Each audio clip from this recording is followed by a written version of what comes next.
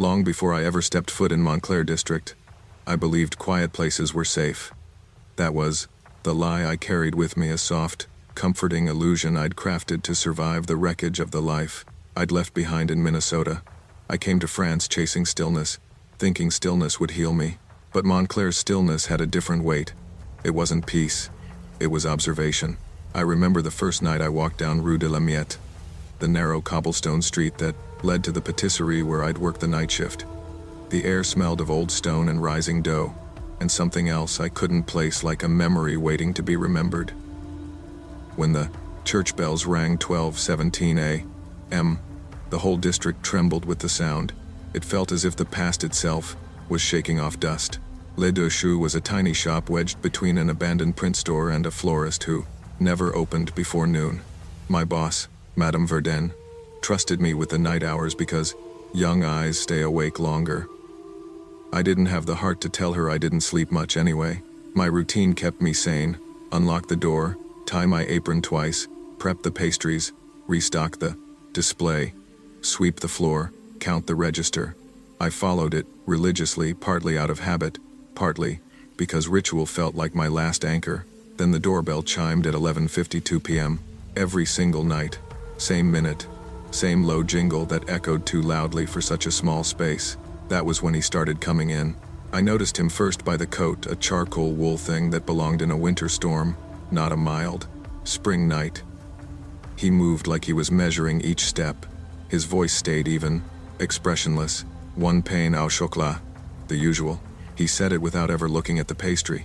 His eyes stayed on me, tracing the way I moved. Not flirtatious, not shy, calculating. At first, I thought maybe he was lonely. People come to bakeries for warmth, not just food. But the way his gaze clung to my routine, memorizing every motion like he was cataloging me, I knew this wasn't simple. Something about him tightened the air around us, and I would soon learn that being watched can feel far worse than being followed. I tried to convince myself I was imagining things, that maybe I was just jumpy in a foreign country, working a lonely shift. But his pattern didn't change. Not once. 11:52 p.m., the bell, the charcoal coat, the same unblinking stare. He always ordered one item, always paid in exact change, always left within 2 minutes. His voice never rose or fell, like he'd rehearsed it. "You worked very precisely," he said one night, his tone casual but his eyes razor sharp.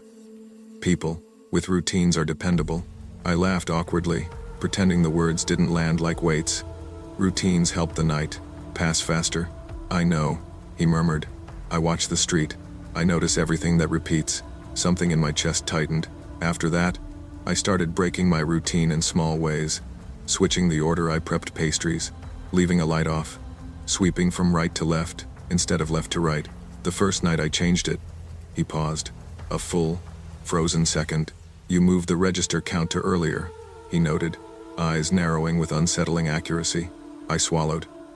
New habit. Habits don't change without reason.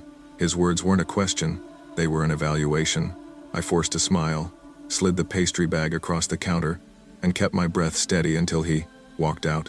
When he left, I locked the door and leaned against it, letting the quiet fill my lungs. My heart hammered louder than the old refrigerator buzzing in the corner. At 1:08 a.m., when I finally stepped outside, the street was cold, almost metallic. The lamplight flickered the one across from the closed print shop, the same one he always walked past. That was when I noticed the car. A vintage Peugeot. Dull silver, paint chipped along the edges. It idled slowly. Headlights off. Positioned toward the patisserie door, and inside, a silhouette. His silhouette. I hurried home faster than usual. That night, I slept with my shoes still on, my bag within reach. I didn't tell anyone, not yet. I kept thinking maybe it was coincidence. Maybe he lived nearby. Maybe I was dramatizing. But deep down, something had already shifted inside me. Safety had become a memory.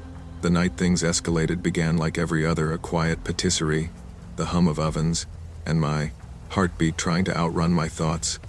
I checked the clock every few minutes, waiting for the inevitable arrival of 11:52 p.m. I told myself I wasn't afraid, but fear has a way of settling under the skin, humming like a wire. When the bell chimed, I didn't even look up. My body recognized him before my eyes did. Same coat, same steady footsteps, but something was different. He didn't go to the counter immediately. Instead, he paused near the window, looking not at me, but at his reflection, adjusting the collar of his coat like he was preparing for something. Then he turned, face expressionless. "Do you ever feel like the street is listening?" The question froze me. My hand tightened around the pastry tongs. "I've never thought about it," I said carefully. "You should. Some streets have memory." His gaze drifted up the length of my apron tie, which I had intentionally changed that night, looping it only once. "You break your patterns often now," he said softly. "Is there a reason?" "No reason," I replied, my voice failing to hide the tremor. "Routine gets boring. Not yours." He stepped closer. Too close. I felt the weight of his presence like pressure against my ribs. Then, as quickly as he'd approached, he stepped back, placed exact change on the counter, and walked out without his pastry. The doorbell chimed behind him. My hands shook so badly I had to sit down on the stool in the back room. Something in his eyes had changed, like he'd made a decision. At closing time, I didn't linger. I locked up and stepped into the cold air, pulling my coat tighter. My apartment was 10 minutes away, but every shadow felt longer that night. Halfway down the street, headlights flared behind me. Slow, controlled. I didn't look. I didn't need to. I felt him. My phone buzzed, my friend Rowan calling unexpectedly. "Elara," she whispered, voice groggy. "Why is there a car outside your building?" "Someone's been idling for 10 minutes. My chest collapsed inward. "I'm 2 blocks away," I whispered back. "Don't hang up." The car stayed behind me, never closer, never farther. As if matching my breath, when I finally reached my building, the headlights dimmed but didn't turn off. He was waiting. I ran up the old stone stairwell, the echo of my footsteps overlapping with Rowan's frantic voice in my ear. My apartment on the 4th floor felt painfully far away. "Elara, he hasn't moved," she whispered. "He's parked right under your window now." I slammed my apartment door shut, locked it, then shoved a chair underneath the handle. My breath trembled out of me in uneven waves. I didn't turn on the overhead light, just the small lamp near the bookshelf. Slowly, I approached the window and pulled the curtain a fraction aside. There it was, the same vintage Peugeot, its dull silver body reflecting the street lamp like an unblinking eye. The engine vibrated gently, the car angled directly at my window. I couldn't see inside, not fully, but I knew he was looking up. "He's not leaving," I murmured. "Call the police," Rowan urged, but part of me hesitated. Fear does strange things. It convinces you not to make noise, not to draw attention, not to provoke the threat staring at you from the street. So I stayed by the window, spine pressed against the cold wall, watching that car like it was alive. Minutes stretched into hours. 2:03 a.m., 2:47 a.m., 3:12 a.m. The engine kept purring, a low growl vibrating through the night. Once, I thought I saw the outline of a head tilt upward, but maybe it was my panic distorting shadows. At 3:44 a.m., silence fell. Not peaceful silence, vacuum silence. I peeked again. The car was gone, vanished, as if erased. I didn't sleep. At sunrise, Rowan came over, looked at my pale face, and hugged me so tightly I almost cried. By noon, we filed a report with the local police. They asked questions, took notes, nodded, sympathetically. But I could tell by their faces that without proof, without a license plate, without a threat spoken aloud, this would go nowhere. The next afternoon, I got a call. A Peugeot matching my description had been found abandoned near Place de la Lumière. They asked if I'd come identify it. When I arrived, officers stood around the open car door with uneasy expressions. Inside, on the passenger seat, lay a leather-bound notebook, old, worn, pages filled in tight black ink. They handed it to me. The first page made my stomach twist, a sketch of me brushing my hair through my bedroom window. I felt everything inside me go still. I sat on the police bench with the notebook resting on my knees, afraid to turn the pages, but even more afraid not to. My fingers trembled as I flipped through them. Every sketch was of me, from angles no one should have been able to see unless they'd been standing outside my window, night after night, watching me live inside what I thought was safety. Me pouring tea in the kitchen, me folding laundry, Me sitting cross-legged on the sofa reading. Me brushing crumbs off my pajama shirt after a midnight snack. Small, private moments. Intimate moments. Moments that were supposed to belong only to me. The drawings weren't frantic or messy. They were detailed, patient, observant. He had studied me the way someone studies a map they intend to follow. The last page wasn't a sketch. It was a sentence. When she breaks her pattern completely, I will approach. Authorities searched the car, the nearby streets, the abandoned buildings. Nothing. No fingerprints, no registration, no identification. The Peugeot itself had been wiped clean. To them, the man in the charcoal coat became an unsolvable mystery. To me, he became a shadow, stitched into my memory. I left Montclair 2 days later, packed my things before dawn, gave my apartment keys to the landlord, and boarded the first train heading toward the coast. I didn't care where it went, only that it went away from him. My new apartment is small, bright, and close enough to the ocean that I can hear waves instead of car engines at night. I keep my curtains closed. I sleep with lights on. I don't keep routines anymore. But fear has a long half-life. Last week, at 12:17 a.m., I woke up to the faint sound of an engine idling somewhere outside. Maybe it was nothing. Maybe just another car. Maybe a coincidence. But I stayed awake until sunrise anyway. There are moments now when I pass a shop window and swear I see a charcoal coat reflected behind me. When footsteps fall a little too perfectly in sync with mine. When I catch myself following a routine without meaning to, and immediately break it. Because I learned something in Montclair. Something uncomfortable but true. Moral lesson: never assume quiet places or predictable routines will keep you safe. Patterns make life easier, but they also make you visible.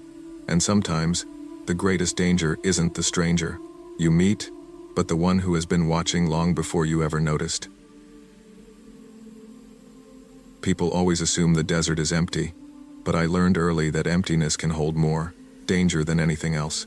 I was 29 when I took the night shift manager job at the Mirage Outpost, a lonely fuel stop scraping the eastern edge of the Karakum Desert. Back then, I'd convinced myself that isolation was good for me. Quiet days, silent nights, no one asking where I'd been or why I preferred keeping distance from everyone. But that comfort faded the moment the owner vanished. No goodbye, no message, no keys dropped off. Just gone. One day he locked up at dawn, and by nightfall his apartment above the supply shed was cleared out, like he'd never existed. I didn't have the luxury to quit. I needed the paycheck, and the outpost needed someone to keep the lights on. So I worked every night, and the desert worked on me. People talked about strange things happening out there: unmarked vehicles, radio interference, lights flickering for no reason. I ignored the stories until they became my reality. Some nights, the wind sounded too deliberate, scraping the siding like it had fingers. Other nights, the security monitors would cut out in perfect intervals, each blackout lasting precisely 8 seconds. I timed it. Every time I tried to record it, the cameras behaved perfectly. The night always knew when it was being watched, but the worst part was the pattern. Once every few weeks, sometime between 2:30 and 3 a.m., the door sensor would beep even though nobody came inside. I'd step to the window, catch a movement just outside the light range like someone stepping back into the dark. Once, I called out, "Hello," and the movement froze. I didn't repeat that mistake. My trailer sat behind the outpost, small, dented, and always colder than it should have been at night. I pretended it was home. I pretended nothing was wrong, until the night everything stopped pretending. That night was 2:48 a.m. The exact time the owner supposedly disappeared 2 months earlier. I remember thinking the night felt heavier, like the desert was holding its breath. I had no idea yet, but I was about to understand why the locals called this place the Oasis Waypoint, because whatever watched the desert didn't care about the living or the dead. It cared about the ones who stayed, and I had stayed far too long. The buzz of the door sensor jerked my head up. That sound always hit like someone snapping a rubber band against my spine, especially on a night that already felt wrong. I checked the glass, no customer. Just the sliding doors closed tight, their reflections staring back at me like uncertain eyes. The wind outside shifted the dust in a slow ripple. Nothing unusual, I told myself, though I'd said that far too many nights. I turned back to the register, trying to shake off the unease, when headlights appeared across the lot. A dust-coated sedan rolled up and stopped in a crooked angle facing the storefront. The driver kept the engine running but didn't get out, didn't even turn the wheel straight. Just sat there like waiting was the whole purpose. Before I could decide whether to approach or ignore it, a second set of lights emerged from the opposite direction. A windowless utility truck, older than anything that should have been running these roads, coasted into the lot and stopped on the far side. Two vehicles, opposite ends, facing each other. The store caught between them like a caught breath. The sedan blinked its headlights 2 long flashes. The truck answered with a single, short one. My stomach dropped. I whispered, "Not again," even though I didn't know when "again" had officially begun. Maybe the first time I heard the 8-second power dip. Maybe earlier. I slid the bolt on the front door, stepped back behind the counter, and tried to slow my breathing. The radio on my belt suddenly hissed with static. That wasn't unusual. What came next was a voice, thin, muffled, like speaking through sand, whispered, "Stay inside. Do not approach. They watch movement." I froze. The voice didn't match any channel I used, and I recognized something else. Fear, layered inside the words, like whoever spoke barely whispered fast enough. My hand shook against the radio. "Who is this? Identify yourself." Static. Not the soft kind, the tearing kind. Then, out of nowhere, a camper pulled in, a family of 3 tourists, judging by the dust-stained maps stuck to their windshield. The father stepped out, noticed the vehicles, and immediately turned white. He backed toward his camper, muttering, "Get inside. Don't make noise." They didn't attempt to enter the store. They just locked themselves away and shut every light off. The vehicles blinked again, 2 long flashes, 1 short, and something in the back of my mind whispered, "You shouldn't be here either." I dimmed the outpost lights, hoping to make myself less of a target, but the moment I did, both vehicles reacted. Their headlights flickered fast, like some kind of silent argument. The sedan shifted a few feet closer. The truck angled itself inward. The gap between them narrowed, as if they wanted to what? Corner the store? Trap everything inside? I stepped away from the window, pulse hammering in my ears. I considered running to my trailer, but the idea of stepping outside made my skin crawl. The night felt like it had eyes. My radio crackled again. "Sunrise. Don't leave." The rest dissolved into static. I whispered to no one. "What are you trying to tell me?" No answer. Time slowed into something thick and suffocating. I kept checking the clock, but minutes stretched into an eternity. Every time I dared a glance outside, the vehicles had moved. Not enough to catch them in motion, just enough to be impossible. A few inches here, a few degrees of angle there, but always closer, always adjusting as if responding to something I couldn't see. Once, I switched on the exterior lights again, hoping to scare them off. The bulbs flickered twice and shut down completely, leaving only emergency backup, dimming the lot in an anemic glow. When the lights surged back on, the sedan was perfectly centered in front of the door, nose almost touching the entrance mat. I stumbled backward. Across the lot, the family stayed hidden. The camper didn't move, not even a curtain shift. I admired their fear. It kept them alive. The wind outside began circling in uneven swirls, dragging sand around the lot like shallow water currents. It looked almost purposeful, like something walking through it without showing its body. I rubbed my face and told myself I was imagining it. Exhaustion, stress, poor lighting, those excuses usually patched the holes in my fear. But not tonight, because then I saw the figures, reflected faintly in the windows of both vehicles, faint silhouettes sitting in the driver's seats. Not moving, not turning, just watching. I blinked hard, looked again, gone, or maybe they hadn't been there at all. The hours refused to move, stretching into a shape that felt almost inhuman. I didn't know what the desert wanted, but I knew this much. It didn't want us to leave, not until sunrise. Around 5:10 a.m., the first faint streak of dawn peeled across the dunes like a small mercy. I'd never been more grateful to see sunlight, even if it came weak and watered down. The moment The sky lightened. Something changed. The vehicle stopped moving. The wind dropped to nothing. The air felt too still, like the desert was listening. I watched closely, expecting the engines to rev, the doors to swing open, or someone to reveal themselves. Nothing happened. No noise, no figures, no sign of life. The camper door cracked open just a sliver. The father peeked out cautiously, eyes swollen with sleeplessness. He mouthed toward me through the glass. "Are they gone?" I didn't know, so I didn't answer. Then I noticed something that made the hairs on my arms stand straight. The vehicles weren't driving away, they were fading, literally dissolving into the morning haze like mirages losing coherence. The sedan blurred around the edges first, its outline shimmering until it simply wasn't there. The truck followed, its front dissolving into grains of light, its back evaporating last. No tire marks, no dust trail, not even heat distortion from engines that had run for hours, just an empty lot. The silence afterward pressed against my eardrums. I stepped outside for the first time all night.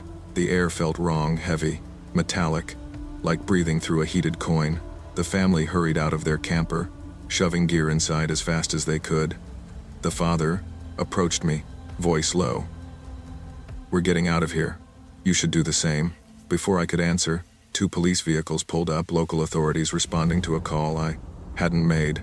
They asked questions, inspected the lot, shrugged off the story like desert, hallucinations, or smuggler intimidation tactics.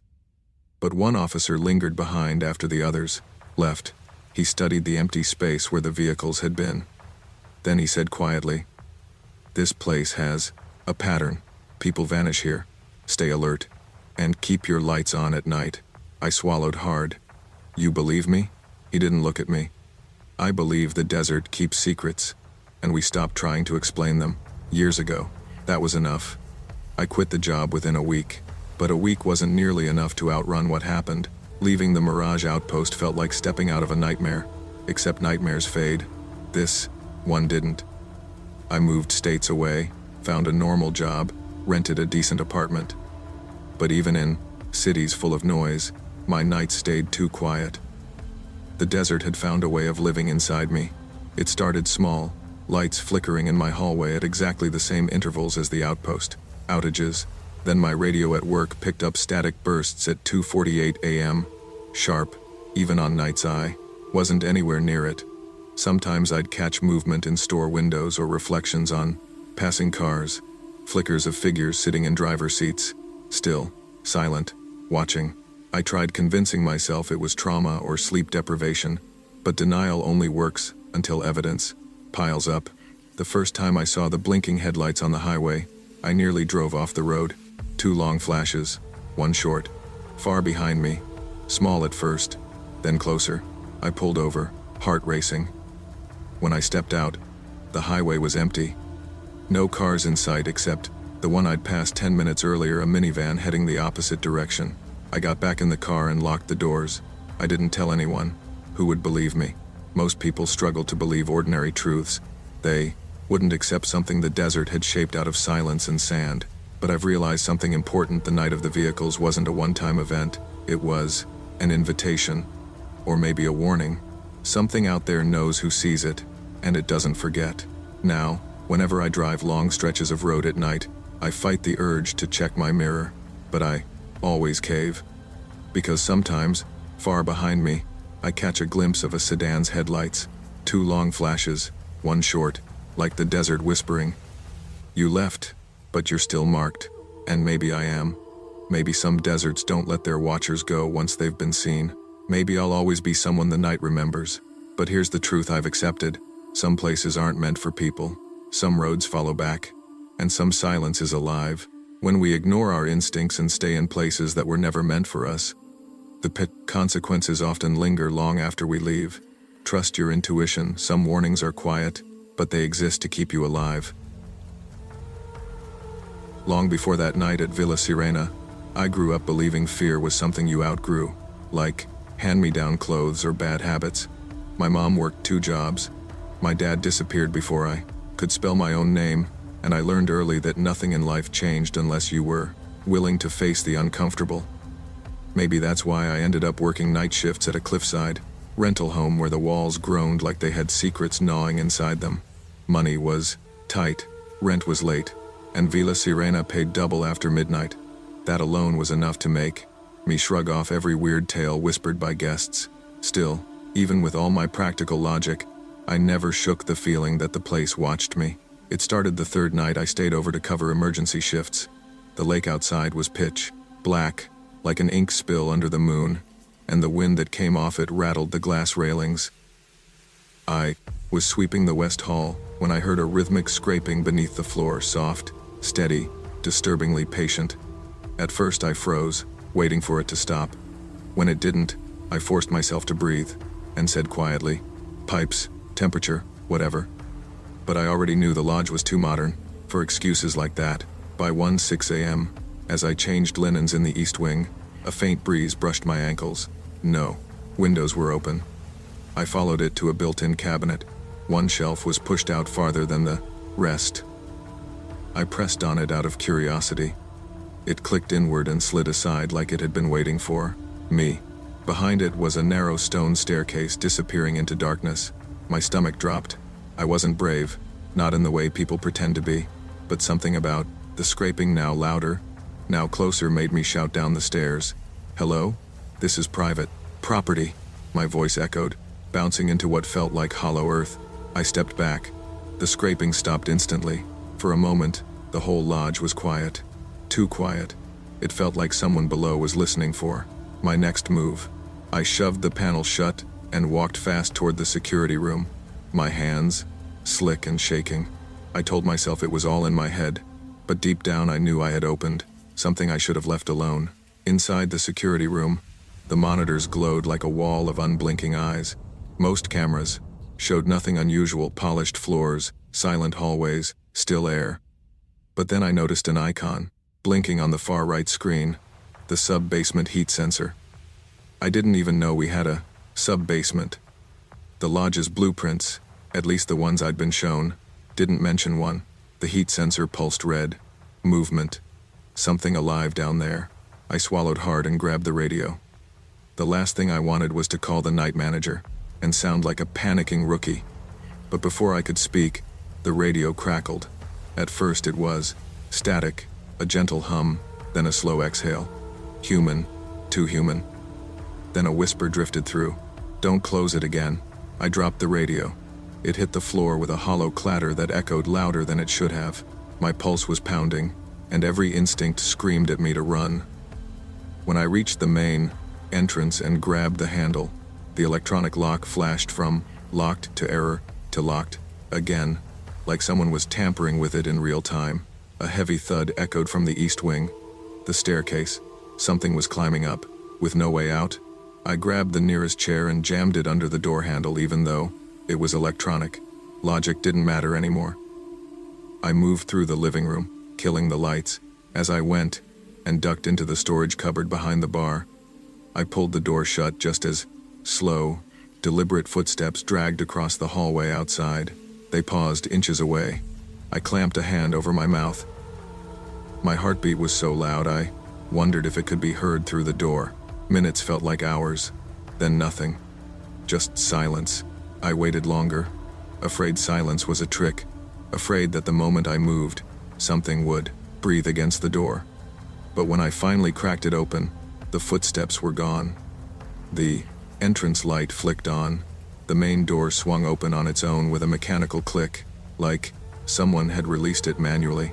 I ran, straight to the porch, straight into the cold air that smelled like rain and lake water. I didn't stop until morning light scraped across the sky. Security arrived just after sunrise, uniforms sharp, faces bored. They expected a false alarm, maybe a raccoon or a malfunctioning sensor. But when they saw the panic still twisting my voice, they took things more seriously. We walked through the lodge together, checking every room, every storage space. Nothing was out of place except the linen cabinet.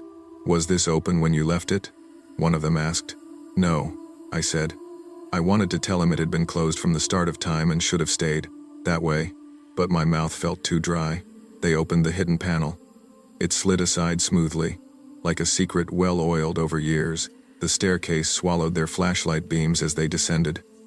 I waited at the top, ankles trembling, hugging myself though I didn't feel cold. One of them called up, "There's definitely a sub-basement, a whole room. How the hell did no one know about this?" I didn't answer. I didn't want to think about the implications. When they finally came up, they weren't bored anymore. In the sub-basement, they'd found a cot, crumpled blankets, empty food packets, a water bottle, and worst of all, a journal. They placed it in my hands because I'd been the one who'd heard everything first. My name wasn't written on it, but it might as well have been. Inside were pages filled with messy handwriting, scribbles of times, sketches of the hallways upstairs, and notes like, "She enters East Wing 042. She checks windows twice tonight. She heard me. She's closer." One page was written darker, ink pressed into the paper. "She found the panel. Whoever was down there had been watching me, studying me, learning my routine. Not a ghost. Not some supernatural entity. Something far more terrifying, another human being. Someone who breathed. Someone who listened." Security searched the outside grounds, the cliffside, the surrounding trees, and even part of the shoreline. No footprints, no trail, no exit.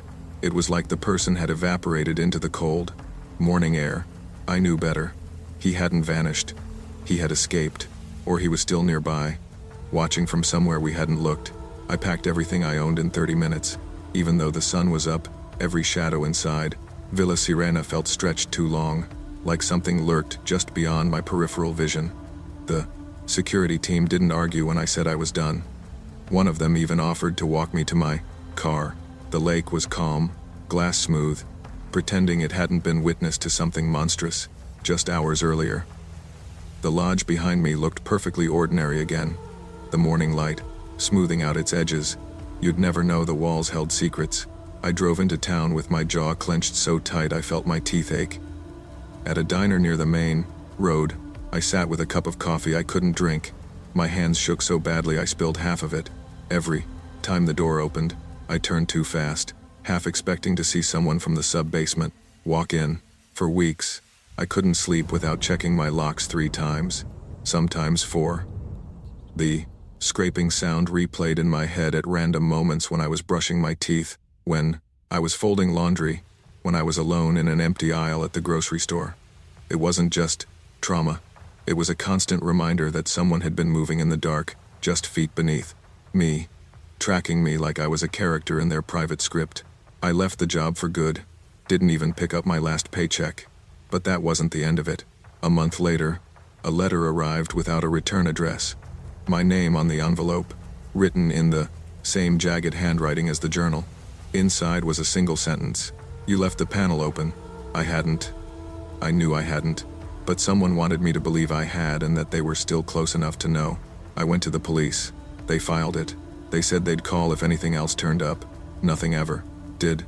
I wish I could say that was enough to calm me down. It wasn't. Because fear doesn't leave when you close the door behind it. It hangs on. It studies. It waits. It took months for my nerves to settle. And even then, something in me stayed on edge, as if I had grown a second sense, a warning system built from that night's terror. The world felt different afterward. Rooms felt smaller. Hallways felt longer. Silence felt suspicious. I moved to a smaller place, one where I could see every corner from the front door.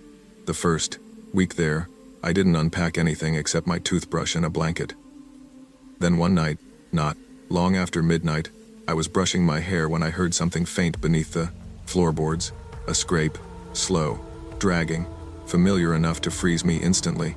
I told myself it was the house settling. Old wood, temperature change. Logic tried to soothe me, the same way it had tried at Villa Sirena. But the scraping happened again, and this time it had rhythm. I dropped the brush. My breath stuttered in and out. I pulled out my phone and started recording, because proof felt like the only thing protecting my sanity. But before I pressed save, the scraping stopped completely. Like someone realized I was listening. I didn't sleep that night, or the next, or the one after that. The sound never returned, but the memory of it clung to me like damp air. Sometimes I wonder if trauma rewires you. If once you've been hunted, even for a moment, your brain never fully returns to the baseline you once had. Maybe the person from the sub-basement is gone forever. Maybe he found a new place to crawl into. Or maybe he's still nearby, waiting for another panel to slide open, another night when someone else tells themselves the house is just settling. But the truth is this: whenever I find myself alone at night, long after the world goes quiet, I still hear that scraping not through the floor, but inside my mind, a reminder that darkness often hides the things we don't want to believe exist, and that sometimes the scariest monsters are the ones who breathe just like we do. Trust your instincts. When something feels wrong, it usually is. Ignoring fear doesn't make danger disappear, it only gives it more time to find you. Long before that night on Highway 99, before the fog and the viaduct and the strangers who moved like shadows practicing a ritual, I used to believe the world was predictable. I believed danger was loud, obvious, the kind of thing that announced itself with shouting or sirens. Working as a sous chef in a crowded kitchen made life feel structured. You followed recipes, sharpened knives, listened to the steady rhythm of orders called out. Everything had its place, even chaos. Maybe that's why I liked driving home across the Cantal moors after midnight. The quiet felt earned, a reward. The dark never bothered me before. It was just another stretch of the evening, a blank space between work and sleep. I guess I didn't realize how easily blank spaces can be filled. For months, I'd been stuck in my own head thinking about whether I'd wasted too many years in kitchens, whether I'd ever move past being second in command, whether solitude was a choice or a habit, but I always felt safe. The moors were empty, the road straight, the old stone viaduct a predictable landmark. Nothing ever happened there, nothing ever changed. At least, that's what I told myself. That night proved how wrong I could be. It began like every other late shift. I clocked out just after midnight, half exhausted, half wired. From adrenaline, I tossed my apron in the back seat, started the engine, and told myself the moors would help me breathe again. They always did. But as I drove farther from town, something felt off in the air. The fog lay thicker than usual, almost textured, like I was driving through shredded cotton. The dashboard clock blinked 12:41 a.m. I remember blinking at it, thinking it looked strange, as if time itself was holding its breath. Ahead, the viaduct was nothing more than a shape cut out of deeper darkness. I tapped the radio. It crackled, then cut to silence. When the headlights flickered, I wasn't scared yet. Cars glitch, electronics fail, roads get cold. I told myself not to be dramatic. Then I saw the silhouette standing on top of the viaduct, and suddenly the night stopped feeling like a blank space at all. I slowed without meaning to. The car rolled forward on its own momentum as my eyes adjusted to the shapes above the arch. Two people stood motionless on the viaduct, their bodies outlined in weak moonlight. They weren't talking, they weren't leaning on the railing, they were just staring straight down at the road, facing me as if they'd been waiting. I tried to make sense of them. Maybe hikers who'd lost their way, maybe pranksters. But something in their posture felt wrong. They stood too still, too calculated, like they'd rehearsed the idea of being statues. The fog drifted around them, thinning just enough that I could see. Their rigid shoulders and heads tilted forward. My instinct whispered to speed up, but my curiosity had always been a stupid, stubborn thing, creeping forward even when logic said not to. I looked up again. One silhouette had vanished. A pulse of fear shot through me, quick and electric. I leaned forward, gripping the wheel, scanning the top of the viaduct, the sides, the road ahead. I told myself maybe they'd stepped back, maybe they'd simply moved out of sight. Maybe. The car rolled under the arch. Something dropped into the path of my headlights. A man landed in the middle of the road like he'd stepped off an invisible ledge. He didn't stumble, or crouch, or even catch his balance. He just stood upright and smiled at me. A thin, vacant expression stretched across his face. The kind of smile someone might wear if they'd forgotten how emotions work and were trying to imitate one. I rolled the window down just an inch. "Are you hurt?" He didn't blink, didn't move. His lips parted slightly, and I saw him mouth one word: "Help." But there was no urgency in it, no panic, just a hollow mimic of distress. I felt a chill crawl across my arms. Something moved in my rearview mirror. The second figure was walking toward the back of my car, slow at first, then faster, stepping out of the fog like he already knew the timing, the angles, The way panic would freeze me just long enough. The man in front of me took one step closer, and I understood. This wasn't an accident. This wasn't someone in trouble. This was a trap. The realization hit like a slap. My breath locked in my chest, my fingers tightening so hard on the wheel that the leather dug into my palms. The man in front of me lifted his hand, palm out, as if asking for calm, but something in the gesture felt rehearsed, like he didn't fully understand what calm was supposed to look like. His eyes were the worst part, wide, unblinking, empty in a way I'd only seen once before in an ICU room when my uncle drifted between consciousness and nowhere. I shoved the gear into reverse. The man lunged forward, his hand slapping my hood so hard the car shook. A streak of grime dragged beneath his palm, dark and oily like something scraped from the underside of a bridge. I jerked back instinctively, heart hammering against my ribs. The second figure broke into a sprint behind me. Both of them moved like people who had practiced running in shadows. My tires screeched against wet asphalt. The car fishtailed, skidding slightly before it, straightened out. I didn't dare look away from the rearview mirror. Not when the second figure was gaining, his arms pumping, something metallic glinting at his side. A knife. Or maybe a crowbar. I couldn't tell, and I didn't want to. The fog swallowed the sound of everything except my engine and my heartbeat. I slammed the accelerator, driving backward under the viaduct, every nerve in me screaming. The smiling man tried to chase, but the car had too much momentum. His face twisted not in pain or anger, but in some eerie, rehearsed attempt at expression, like he was trying to imitate frustration but didn't know how. For several long seconds they chased me, their silhouettes weaving through the fog, their feet pounding the wet pavement. The metallic glint flashed again, closer this time. I jerked the wheel, narrowly missing a slab of broken concrete at the roadside. Then my tires hit open road. Both figures stopped instantly. Just stopped. They stood there at the edge of the viaduct's shadow, watching me speed away. No shouting, no running, just silent, perfect stillness. Their silhouettes grew smaller in my mirror, then dissolved into the fog behind me. I didn't slow down, not even when the fog thinned, not even when the first streetlight appeared. Miles later, like a lighthouse, only when I pulled into a gas station lit like a sanctuary did I let myself breathe again. Inside the gas station, the fluorescent lights felt almost holy. They buzzed softly, washing the aisles in an artificial clarity that made the world feel real again. I leaned against the counter, trying to keep my hands from shaking as the attendant, a middle-aged guy with tired eyes and a jaw that looked permanently clenched, studied my face like he'd already seen this kind of panic before. "You all right?" he asked. "Something happened under the viaduct," I said, voice unsteady. "Two people. I cut myself off." Unsure how much would sound insane, he exhaled long and slow. "You're the third one this month." My skin prickled. "Third? Who saw what?" "Figures. At night. Always the viaduct." His voice dropped to a murmur. "Always around the same time." He didn't say more, and I didn't push him. I didn't want details. Not then. Details would make it too real. When the police arrived, I expected disbelief. I expected their eyes to narrow, their tone to shift toward pity or suspicion. But they didn't dismiss me. They just listened, took notes, and drove out to investigate. I sat in the station's plastic chair, listening to the hum of vending machines and the occasional passing truck, waiting for them to come back with some reasonable explanation. They returned an hour later. "Someone's been there," the officer said.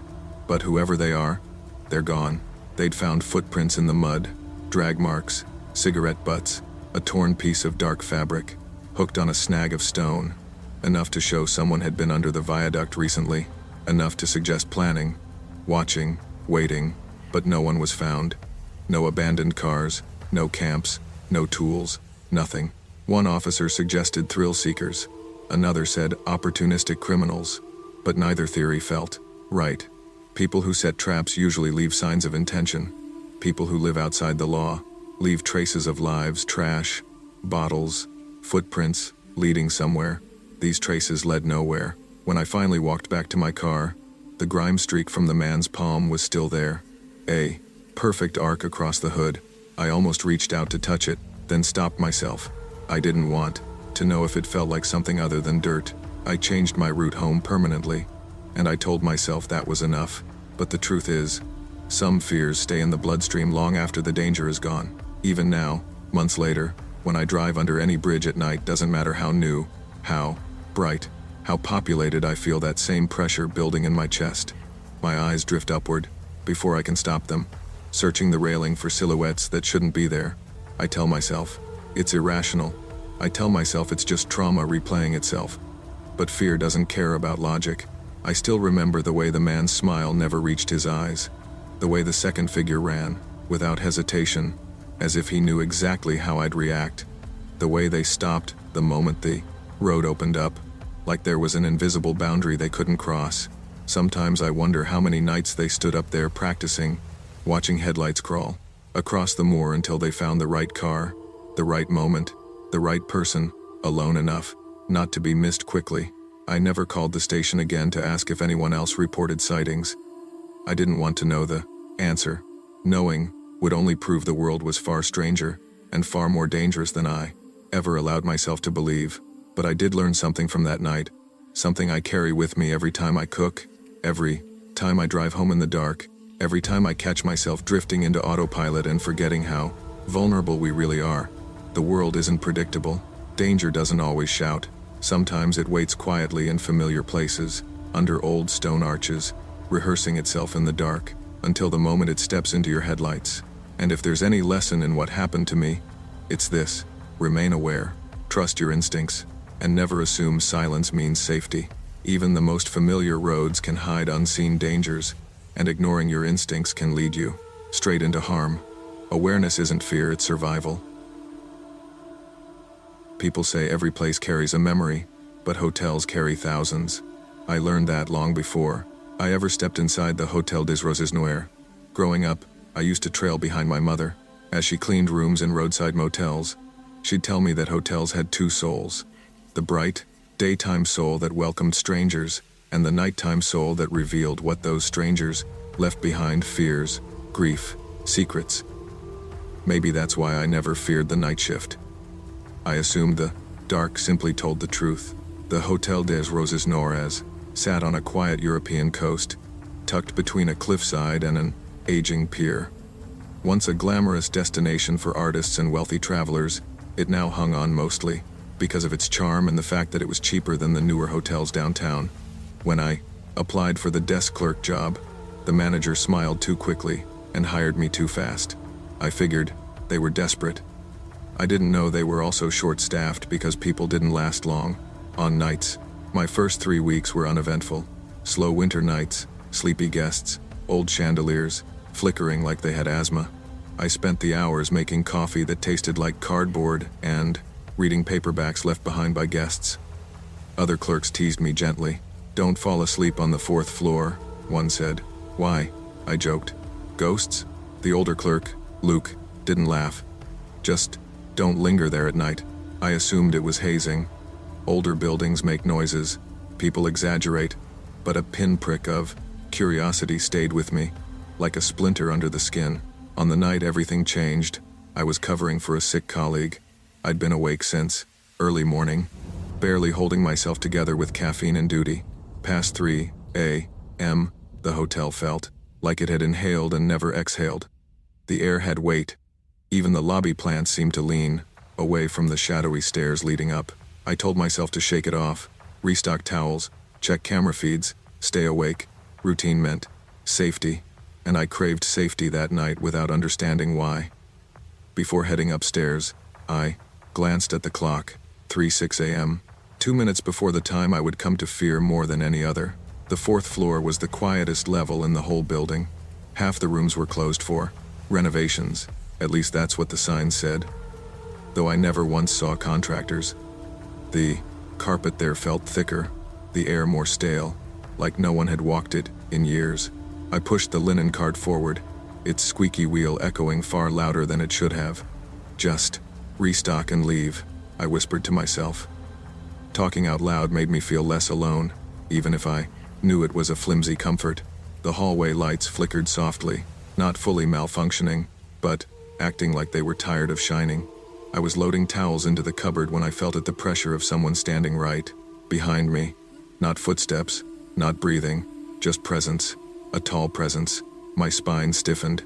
I turned around quickly, half annoyed, half startled. No one stood there. But down the stretch of hallway, swallowed partly by shadow, stood a silhouette. Thin, taller than any man I'd seen. Utterly still. Too still. "Hello?" My voice cracked. "Are you lost?" It didn't respond, didn't shift, didn't breathe. Its outline seemed wrong, like a stretched shadow, awkwardly pinned to the wrong place. Then it pivoted. Not walked, pivoted. Smoothly, almost mechanically, and it glided its feet, clearing the floor by inches toward room 407. I blinked, waiting for the illusion to break. But it didn't. The figure slipped into the room and vanished. My rational brain fought hard to save me. Hallway distortion, sleep deprivation, a tall guest, nothing more. But curiosity pushed me forward, even as fear tried to anchor me to the carpet. Room 407's door was slightly ajar. That alone was odd. Our doors locked automatically. I nudged it open with my fingertips, murmuring, "Housekeeping." Just checking. The room felt different the moment I stepped inside. Colder, as if someone had removed all warmth with a vacuum. The curtains swayed though the windows were shut. A ripple of dread crawled down my arms, then the door slammed behind me with violent force. I spun around and grabbed the handle. It was locked. From the outside, my voice shook. "Hey, open up." No answer. Only the rapid pattering of footsteps in the hallway, quick, too quick, stopping right at the door. I pressed my ear against the wood. Nothing. No breath. No movement. Just the suffocating silence of something waiting. Panic doesn't rise gradually. It strikes like a match. One moment I was listening to silence on the other side of the door. The next, my heart was thundering so loudly I could barely hear myself. Think. I yanked at the handle again. "Who's there? Stop messing around." But the tremble in my voice betrayed me. I wasn't scolding someone. I was pleading with something. Footsteps resumed in the hallway light, fast and circling back and forth. Then they stopped, abruptly, right behind the door again, like the figure was deciding whether to come in. My breath hitched. "Please, don't." I pressed my forehead against the cool wood, hoping to hear human breathing, shuffling, anything normal. But the other side was still. Too still, like the air itself was holding its breath. Then came the click, soft, precise. The lock turned by itself. I didn't question it. I didn't test it. I threw the door open and ran. The hallway stretched endlessly before me, lights dimming in slow, irregular pulses. I didn't look back. My slippers slapped against the carpet as I darted toward the stairwell, gripping the rail so tightly that metal ridges imprinted into my palms. When I reached the lobby, the brightness hit me like oxygen. My lungs felt raw from gasping. The night was still empty, the desk still abandoned, the clock still ticking past 3 a.m. Nothing looked different, but everything felt different. I rushed behind the desk and opened the security camera feed. My fingers shook over the keyboard. Camera 4A, the fourth floor hallway. At 3:05 a.m., a tall, dark shape entered the frame, taller than the door frames. Its movements were smooth, unnatural. Its feet hovered above the floor like there was an invisible surface beneath it. It glided toward room 407. I swallowed hard and scrubbed the timeline forward. 3:07 a.m. It slipped into the room. 3:08 a.m. The moment I had been inside. The camera showed the tall figure standing directly at the door, its head tilted, listening to me. A cold wave spread through me. I watched as the figure slowly turned toward the camera. Its face was featureless. And then, mid-step, it vanished. No fade, no distortion, simply gone. I backed away from the monitor, my shoulder hitting the wall. For a moment, I wondered if I had hallucinated the entire night. Then the elevator dinged, and the fourth floor button lit up by itself. I called security with a voice that barely obeyed me. "Fourth floor. Possible intruder. Please, come now." The guard on duty, Mateo, arrived within minutes, rubbing sleep from his eyes. "Clara, slow down. What happened?" I replayed the footage for him. He stared, squinting, jaw clenching. "Could be some error. A shadow glitch." "It wasn't a glitch," I said, too quickly. "I saw it. It locked me in 407. Mateo looked unsettled but forced a nod. Let's check it out. He insisted I stay in the lobby, but I refused. I needed to prove to myself that something physical, something explainable, awaited us upstairs, so we went together. The elevator hummed upward like it was climbing into a colder world. When the doors slid open, the hallway was empty again. Still, lifeless. My chest tightened. Mateo tried the handle of room 407. It opened easily. The room was undisturbed bedsheets, crisp, lamps off, air cold, but not unnaturally so. No sign of forced entry, he said. Nobody here. I paced the room, drawn toward the spot where I'd stood earlier. It was occupied. Someone was here. He checked his handheld device. Keycard log shows no entries for this room the last 5 days. That's impossible. Mateo lifted the mattress, opened the closet, checked under the bed. Nothing. Not even dust. Disturbed. He exhaled slowly. Clara. Old buildings play tricks at night. Shadows. Angles. Fatigue. Don't. My voice cracked. Look at the footage again if you don't believe me. Footage can glitch. I stared at him, feeling heat behind my eyes. I'm not crazy, he sighed, softer this time. I know you're not, but there's nothing to report. The elevator ride back down felt endless. My legs were heavy, as though the hallway had drained something from me, some vital thread of certainty I'd always relied on. When we reached the lobby, Mateo filled out a routine incident report, nothing more. He didn't look at me when he left. The hotel fell silent again, deeper than before, like the building had swallowed even the small noises that made it feel alive. I sat behind the desk until sunrise, unable to move, replaying the moment the figure's head tilted toward the door as if listening to my heartbeat. At 7 a.m., when the day clerk arrived, I told her I quit. No explanation, no notice, but I didn't sleep that morning. I couldn't, because every time I closed my eyes, I felt someone standing behind me again, tall, cold, silent, waiting. I left Hotel des Roses Noires hours after the sun rose, carrying nothing but my coat and purse. The wind coming off the water tasted like salt and old iron. I promised myself I would never set foot in that place again, and I've kept that promise, mostly. Life afterward wasn't simple. People think fear fades with distance, but some fears travel well. I moved to a different city, found work in a smaller, newer hotel. One with automatic lights and bright hallways and security staff who didn't disappear into break rooms at night.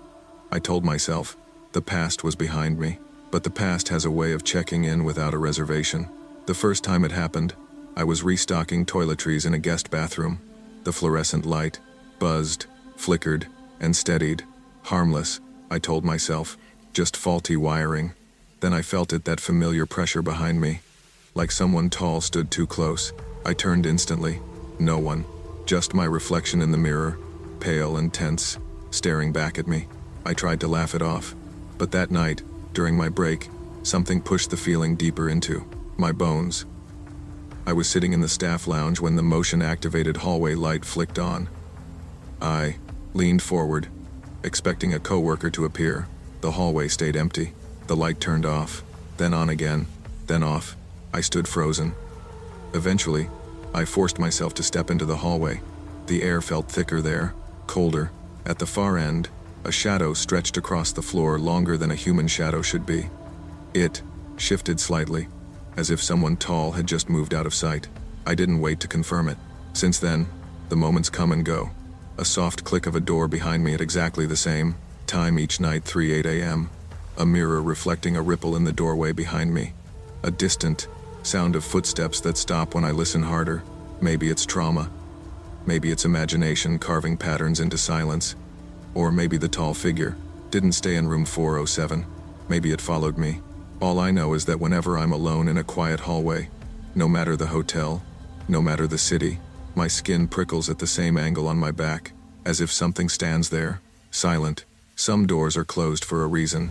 Curiosity may lead us forward, but wisdom reminds us to step back when something feels wrong.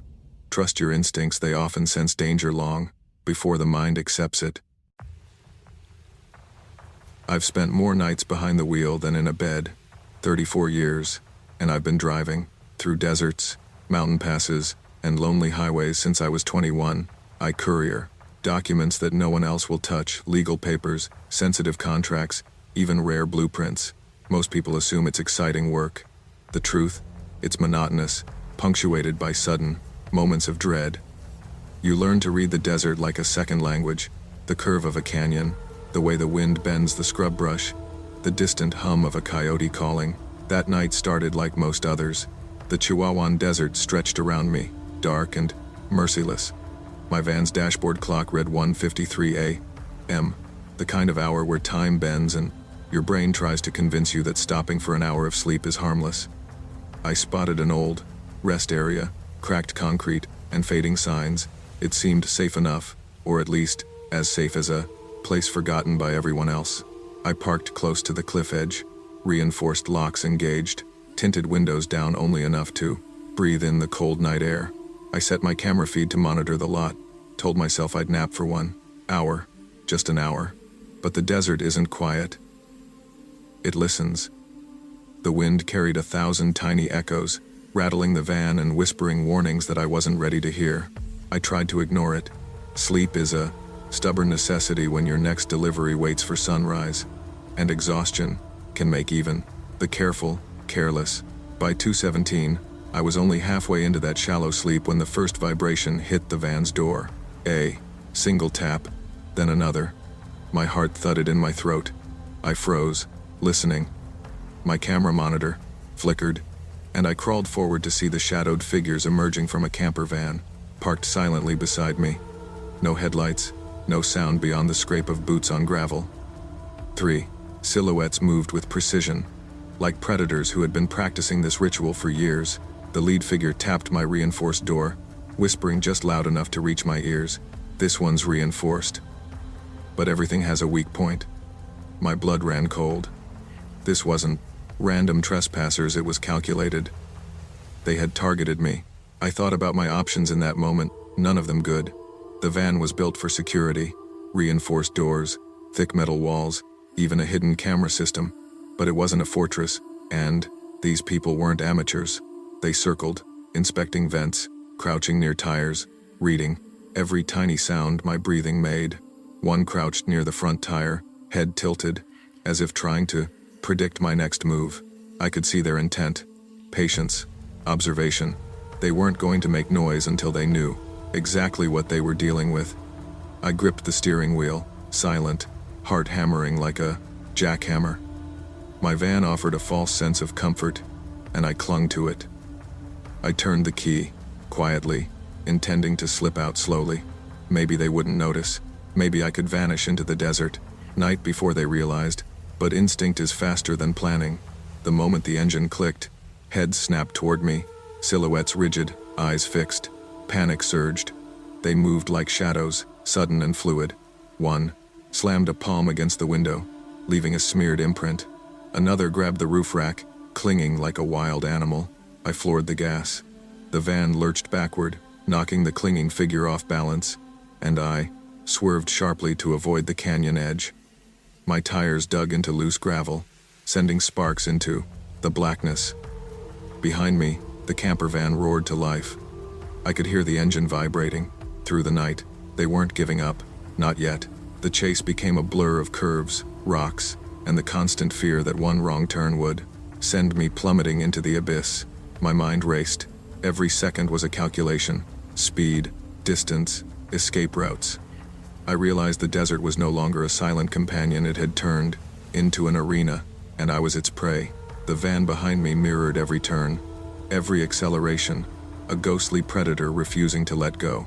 I remembered stories I'd heard on radio dispatch, travelers disappearing, never to be seen again. My stomach twisted. They weren't improvising. They had done this before. Every nerve in my body screamed. My hands were slick on the wheel, adrenaline hammering in my veins. I swerved over gravel, narrowly missing boulders that had been thrown loose over time. One moment, I was fighting the van's weight on a sharp curve, and the next, the pursuit seemed impossibly close, the camper van hugging the lines like a predator honing in. I shouted at the empty road, not out of hope, but to release the tension that had built to a breaking point. Come on, damn it, move faster. My voice echoed against canyon walls. Behind me, a muffled engine roar answered. The shadows were relentless. My van's reinforced body groaned under the pressure, tires screaming against asphalt and rock alike. Then, something changed. The camper van slowed slightly, hung back at a distance that still made my heart jump. They weren't giving up entirely, they were waiting, circling, strategizing. I realized they weren't after me alone. They wanted control, dominance, fear. And the moment I let my guard down, they would strike again. I plotted my next move while pretending to be unaware of their strategy. A sudden cut into a side canyon, a misdirection, a calculation based on years of desert experience. Loose gravel gave my tires traction I didn't expect. The van lurched over uneven ground, and in a heartbeat, I had gained precious distance. The desert night stretched endlessly. Stars above were distant witnesses, indifferent to the clang, mortal games unfolding below. I glanced in the rearview mirror and saw the camper van parked, mid-road, engines idling, watching. Their patience unnerved me as much as their aggression. The realization hit this wasn't a fight that could be won with speed alone. It was about outlasting, surviving, and never trusting the silence again. By the time I reached the next highway station, my body trembled with exhaustion. Officers listened as I recounted the entire ordeal. Their silence was heavy, loaded with knowledge I wasn't privy to. One officer spoke softly. "There's a group out here. No base, no names. They target travelers who stop alone. People go missing." The other added, "You weren't their first stop tonight." I swallowed hard. The thought that countless others might have faced them and never returned was suffocating. I reported everything, filled out forms, gave statements. But even as I drove away, the desert seemed changed, alive with unseen watchers. Every shadow, every sudden wind gust felt like a reminder of that night. Sleep became harder, stops became calculated, always in well-lit areas, surrounded by people. My routes changed permanently, avoiding isolated roads, avoiding temptation. The van, once my cocoon, became a mobile reminder of vulnerability. Months passed, but the memory never left me. Every nighttime drive is a tension, a test of awareness. Every stop is measured. I tell this story not to scare, but to remind. Vigilance matters. People often underestimate danger because it's invisible, patient, and adaptable. The desert teaches harsh lessons about respect, preparation, and the thin line between carelessness and catastrophe. I've learned the hard way that solitude can be deadly, and trust must be earned, not assumed. The Chihuahuan Desert has its predators, not just animals, but people who thrive on fear and opportunity. Survival isn't just about speed or strength, it's about awareness, intuition, and never ignoring the small signs that whisper danger long before it's at your door. Now, when I see headlights on a quiet highway, I feel a shiver. But instead of panic, there's readiness, awareness, respect, and the knowledge that some lessons are learned in miles, not classrooms. Moral: danger often comes silently and unpredictably, but vigilance, preparation, and respect for your surroundings are the true shields against unseen threats. I'd always thought of myself as cautious, a woman of science who measured every risk before stepping into the wild. As a wildlife biologist, late-night field shifts were normal. But the drive back through the Colorado backwoods always carried a quiet unease I could never shake. That night, my truck's headlights carved a narrow path through the pine-dark forest. The mountain road stretched before me like a pale ribbon, winding and empty. There were no lights, no passing vehicles, not even the hum of insects. My only company was the low drone of the engine and the occasional snap of a branch under a raccoon's cautious steps. I checked the clock, 12:41 a.m. I had finished cataloging a wolf tracking station and had wanted nothing more than my bed. But the shortcut through the pass saved an hour, and I liked the solitude even if it sometimes made my imagination run wild. As I rounded a bend, my headlights illuminated something impossible, a perfectly round depression in the asphalt, larger than any pothole. Edges smooth, almost polished, I slammed the brakes, heart lurching. The tires skidded slightly on the cold asphalt, and I grabbed my flashlight. The forest seemed absent. No wind, no insects, not even the quiet creak of pines settling in the night. Only a faint hum, deep and rhythmic, vibrating through the soles of my boots. I crouched at the edge, shining the light closer. The ground pulsed beneath me, not visibly, but through that subtle, unnatural vibration.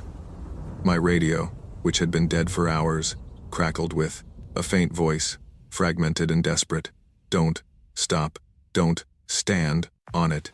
I froze, a shiver crawling down my spine. The hum deepened, pressing against my chest. Something was watching, but not from above, from below. Then, a snap, a twig behind me. I spun. The trees I had passed tall, straight pines leaned, subtly, unnaturally, toward the depression. Their trunks arched as if gravity had shifted for them. My rational mind scrambled for explanations. Frost heave, animal burrow, but nothing fit, nothing could. I took a single step back, and the ground trembled underfoot. Just slightly, but enough to send a jolt through my body. My pulse raced, and that's when I realized I couldn't linger here. Not another second. I jumped into the truck and slammed the door, fumbling for the keys. The hum followed me, faint, now but insistent, vibrating through the chassis. I could feel it through the steering wheel, through the seat, a heartbeat that didn't belong to the night.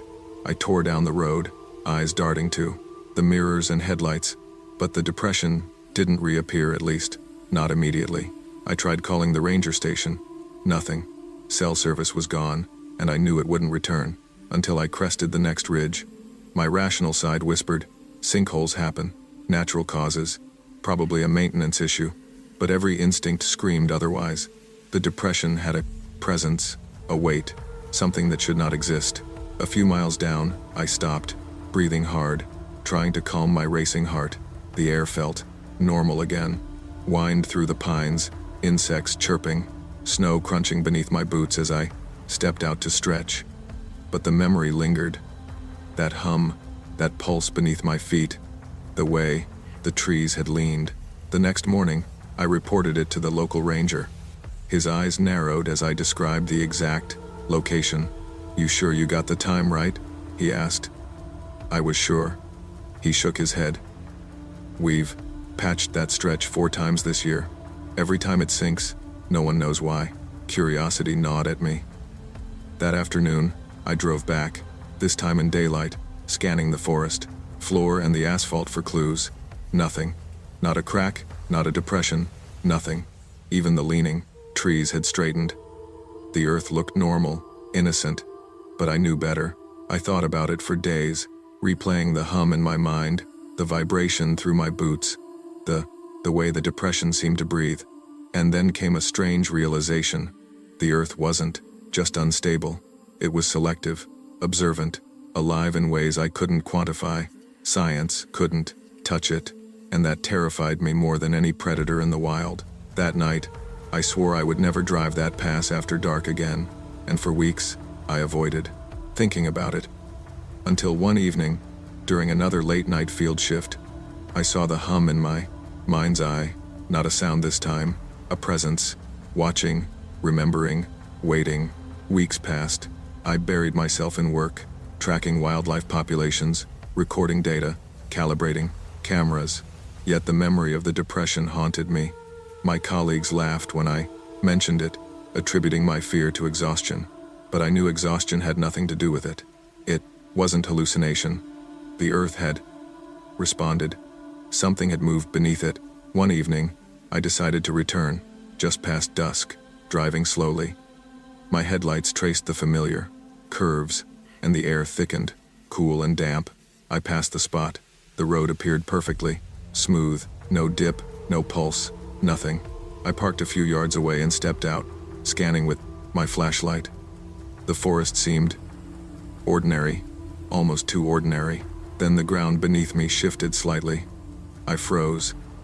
It wasn't enough to fall, just a subtle ripple, like a skin stretched over something vast.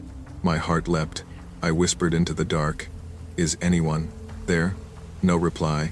only the subtle vibration. I remembered the radio's warning and took a step back. The hum deepened, spreading through my legs, then rising to my chest. The trees leaned ever so slightly toward me, not dramatically, just enough to make me uneasy. A rational explanation could not exist. I felt like an intruder, standing on top of something ancient, something aware. I realized then, whatever this was, it was not malevolent in a traditional sense. It didn't hate me, it was simply asserting itself. The world beneath our feet, the land we traverse, has a memory, a will. The earth remembers those who disturb it, even unintentionally. I left without another word, driving cautiously, eyes glued to the road. That night I slept with nightmares of the pulsing asphalt and the curving pines. But there was also a strange sense of awe.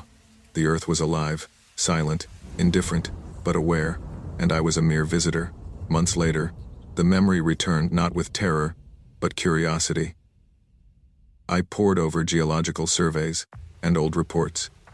The area had a history of minor collapses, but nothing explained the perfectly circular depression or the pulsing vibration.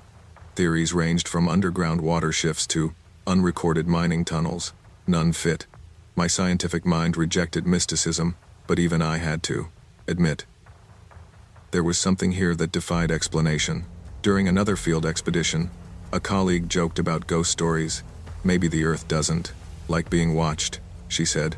I laughed, but in the back of my mind, I considered it. What if it wasn't ghosts? What if it was the land itself, alive in a way humans rarely perceive? That night, I drove home cautiously. Passing the old stretch, I slowed, eyes on the asphalt. It remained smooth, innocent, silent. But the instinct was still there. The memory of the hum, the lean of the trees. I felt the earth beneath my tires as if it had a pulse. Respect, I realized, was mandatory. Not fear, not awe, but respect.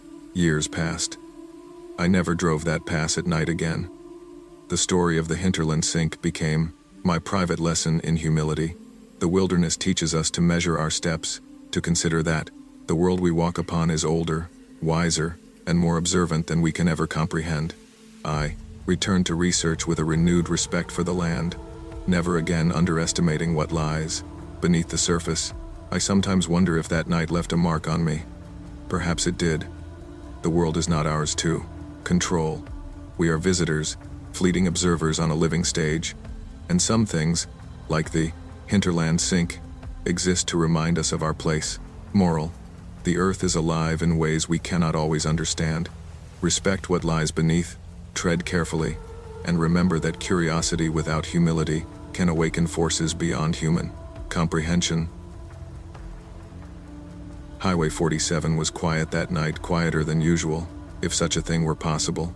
I'd driven this stretch countless times, hauling goods between Reno and Vegas, and normally, the desert, at 3 a.m., was just a blur of black sky and faint yellow lines.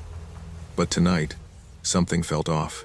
The air was heavier, the hum of the truck engine somehow sharper. My name's Darren Cole, 38, trucker by trade, and I've seen a lot on the road, but I had no idea what I was about to see. The first time I noticed it, I barely registered the road sign. Exit 19 Lone Spur. My eyes flicked over it and then back to the road. I'd passed that exit hundreds of times. Maybe it was just a trick of the headlights. But then, 10 minutes later, the same sign appeared. Same words, same reflective paint, but somehow dimmer.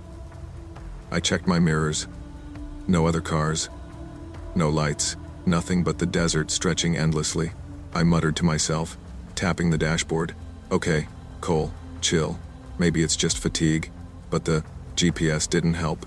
It froze on the same 2-mile stretch, flickered like a dying screen, and reset.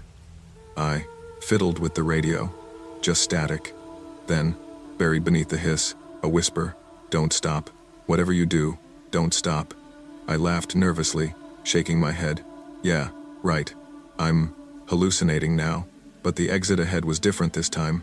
The yellow lines weren't straight, they curved, unnaturally. Guardrails bent inward, forming a narrow funnel. The sign had changed too. Exit 19 last SPUR. I'd never seen it.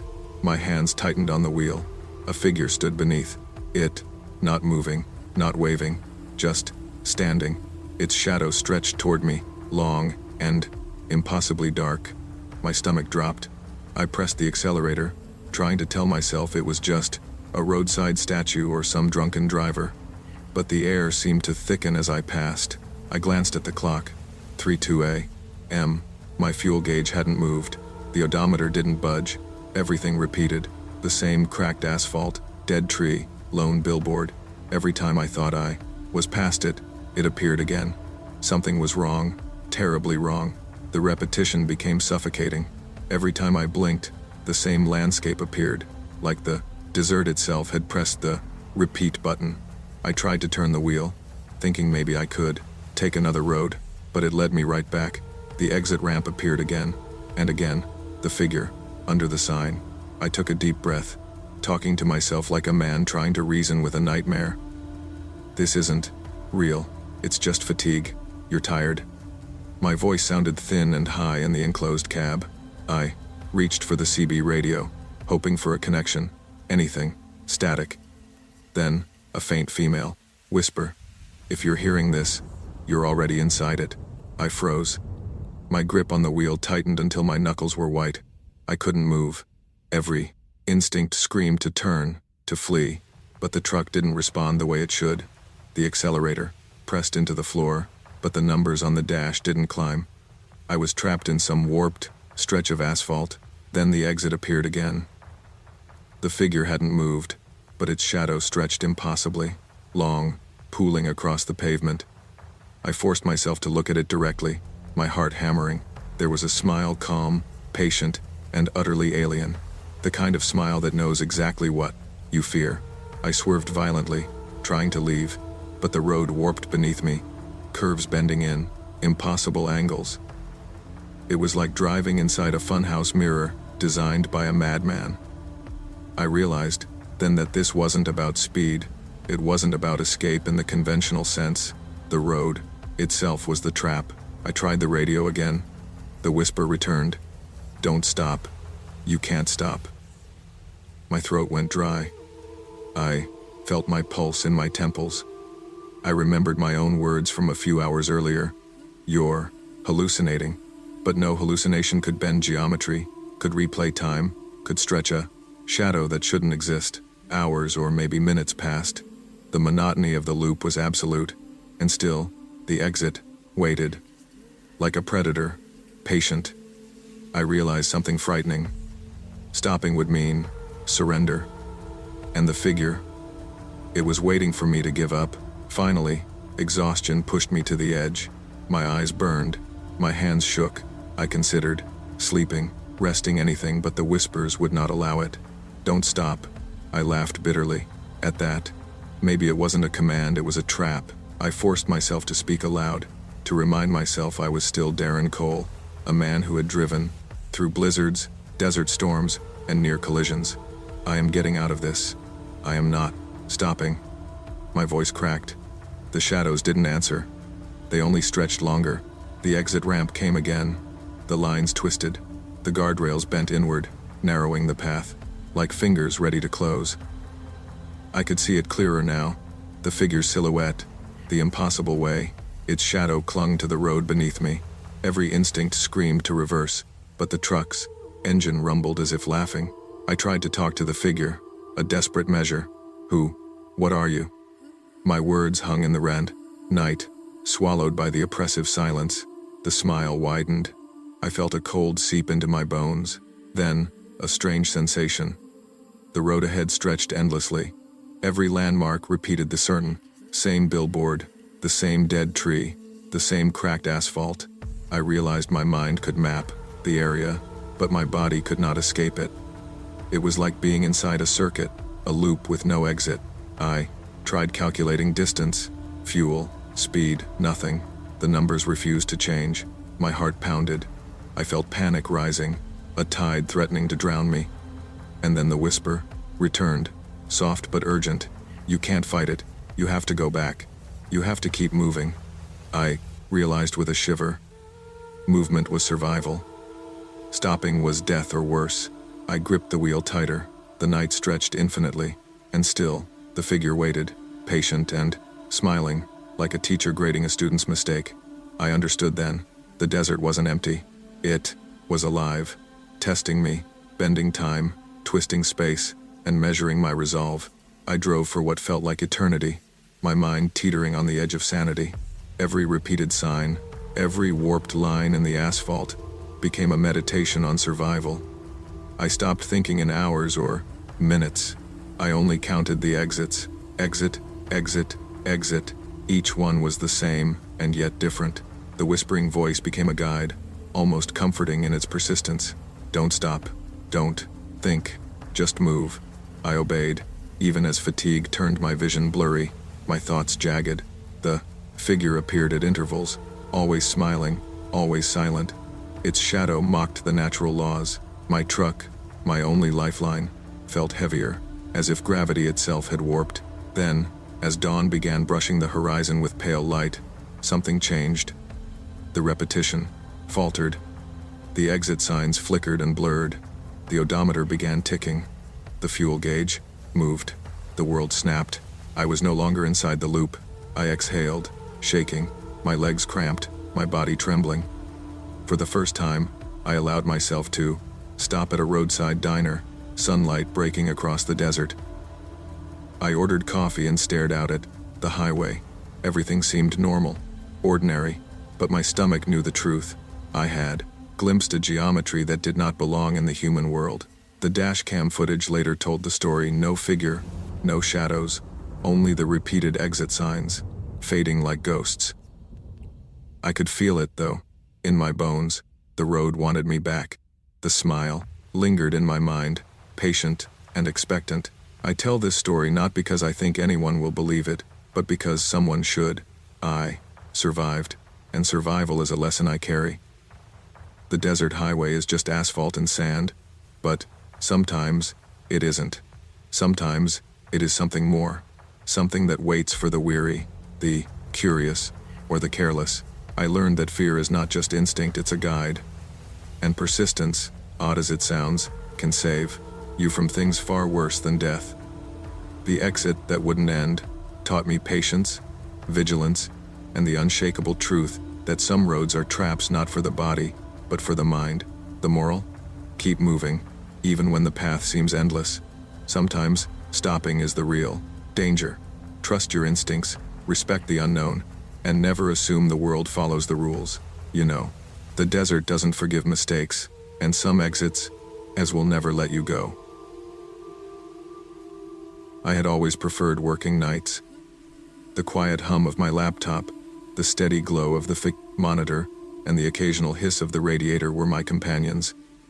But that evening, something about the fog rolling over the Oslo docklands made the air feel heavier, almost viscous. It clung to the long windows of my 9th-floor apartment, spreading over the streets, below like a slow-moving river of gray. By the time the clock struck 1:47 a.m., the world outside had dissolved into a misty, suffocating blur, and the usual comfort of my apartment felt different. I tried to focus on my code, debugging a persistent issue for a client in Copenhagen, but then I heard a soft, irregular tapping behind the radiator. At first, I told myself it was pipes. The building was old. I'd heard that sound before, but this wasn't pipes. It was deliberate, uneven, almost like Morse code. 3 taps, a pause, 2 taps, a longer pause. My stomach twisted. I paused my music and leaned closer, straining to listen. The tapping didn't stop. And then, a whisper carried through the vents, a voice hoarse and strained. "Don't turn around." I froze. Alone. No neighbors on either side. The units were being renovated. My pulse kicked in, hammering against my ribcage. "It's nothing," I muttered to myself. But the whisper came again, louder this time, right in my ear. "He's right behind you." I didn't move. I didn't breathe. Instead, I grabbed my phone and turned on the front camera, holding it like a mirror. My living room appeared: table, couch, open blinds, but in the far corner, a dark, crouched silhouette blurred against the camera's lens. I spun around, empty. When I looked back at the phone, it had moved, closer, directly behind where I'd been sitting, seconds ago. My fingers trembled. Panic flooded me like icy water. I bolted for the door, clutching my phone as the tapping erupted into frantic pounding from inside the walls. The hallway outside was dead silent, thick with the fog somehow seeping indoors. Even the elevator doors stayed stubbornly shut, glowing faintly, as though mocking my terror. The building had always been quiet at night, almost unnervingly so. But now, it felt alive, watching me, breathing around me.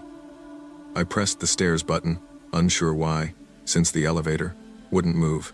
My mind screamed at me to leave, to escape, yet a part of me wanted to understand what the hell was happening. With each step down, the tapping intensified, echoing through the walls like a drumbeat of some unseen predator. I could hear it climbing, scraping, relentless. My phone vibrated violently in my hand. I checked it voicemail, from my own number. I played it, hands shaking, a slow, dragging breath, and then my own voice whispered. You didn't turn around, but it followed. My legs gave out for a moment. Cold sweat streaked down my back as I forced myself to keep moving. 9 flights of stairs, 9 floors of relentless, fog-choked silence outside, and in my mind, a growing certainty that something had been waiting for me all along. I remembered the renovations in the neighboring units, empty walls, no footprints, no furniture. Yet that tapping, those scratches, the building suddenly felt like a cage with invisible bars, the fog outside a mirror of the panic closing in around me. Every creak of the floorboard sounded, amplified. Every whisper of the wind felt like a message meant for me. Finally, I reached the street. The fog enveloped me like a shroud, damp and cold against my skin. I didn't look back. My apartment, my things, my work, all of it, suddenly meaningless in the face of what I had just encountered. The night swallowed me, footsteps echoing through empty streets as though I were being followed by the very sound of fear itself. Sleep didn't come that night or the nights after. I stayed in a cheap hostel on the outskirts of the city, staring at the walls, expecting the whisper, the tap, the shadow. Friends called, worried, but I couldn't tell them. How could I explain the inexplicable? I found myself obsessively thinking about that silhouette in the corner of my living room. Its shape had been impossible to focus on, like the camera itself refused to acknowledge it fully, and yet, I had seen it. I had felt its proximity, the way it closed distance without moving in any conventional sense. It was patient, and it was deliberate. Police eventually investigated my apartment. They found the scratches, deep and parallel, behind the radiator. Nothing more. No signs of entry, no other footprints. It was as if whatever had made them had vanished into the walls themselves.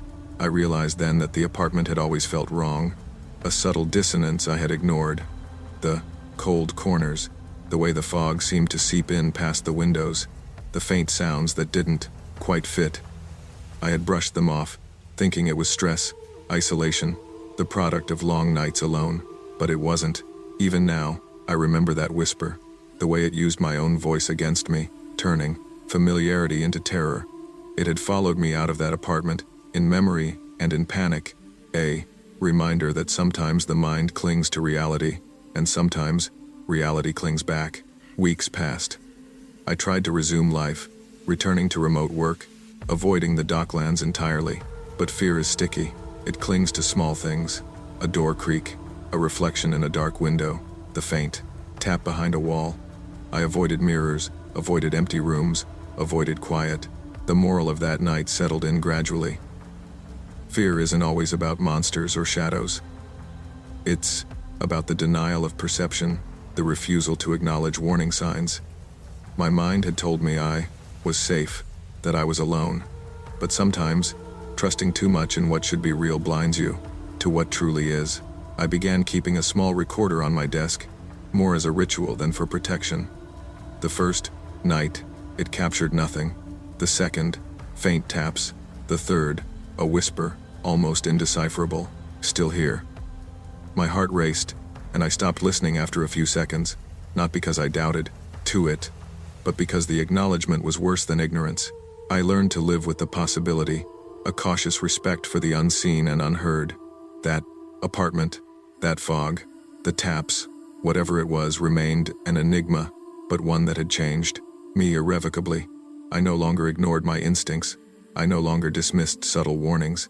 I eventually moved, leaving the apartment permanently behind, but I carry that night with me, not as a story to scare others, but as a lesson to myself. Silence can be deceptive, and the term, things we think we understand, are often only fragments of a deeper, more unsettling reality. Some nights, alone in my new apartment, I think I hear a tap not from the walls, but from memory. My pulse quickens.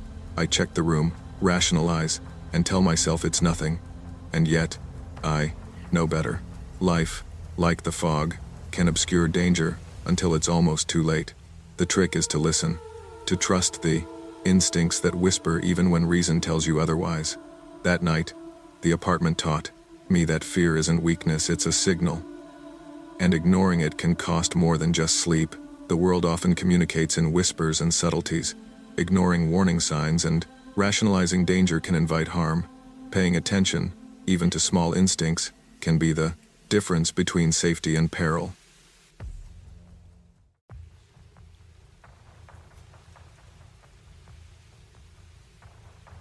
I moved to this city about 8 months ago, and honestly, it's been going pretty well.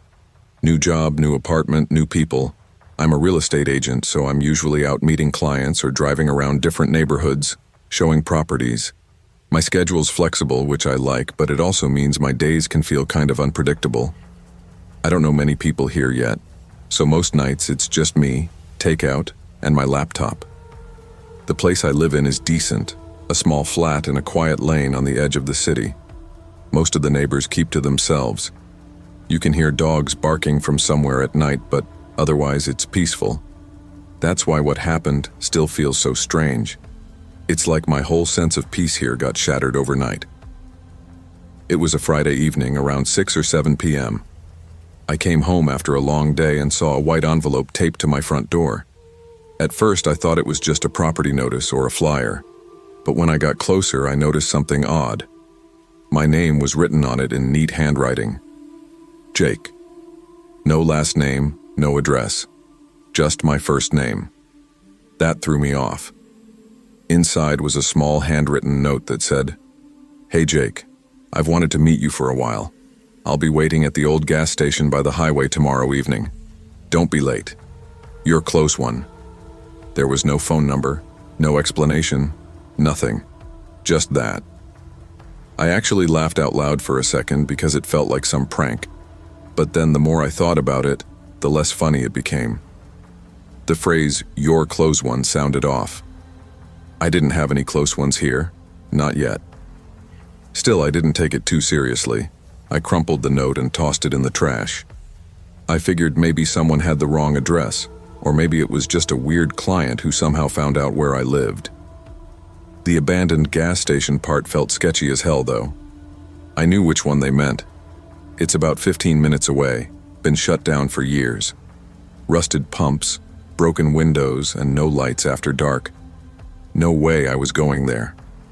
That night, I locked up as usual and went to bed. But for some reason, I couldn't fall asleep easily. The note kept replaying in my head. The handwriting, that strange, "your close one" signature. Eventually, I convinced myself it was nothing and dozed off. The next morning was normal. I made coffee, scrolled through listings, and went out to meet a client. It was only when I got back home later that evening that I noticed something taped to the door again. Another envelope. Same handwriting.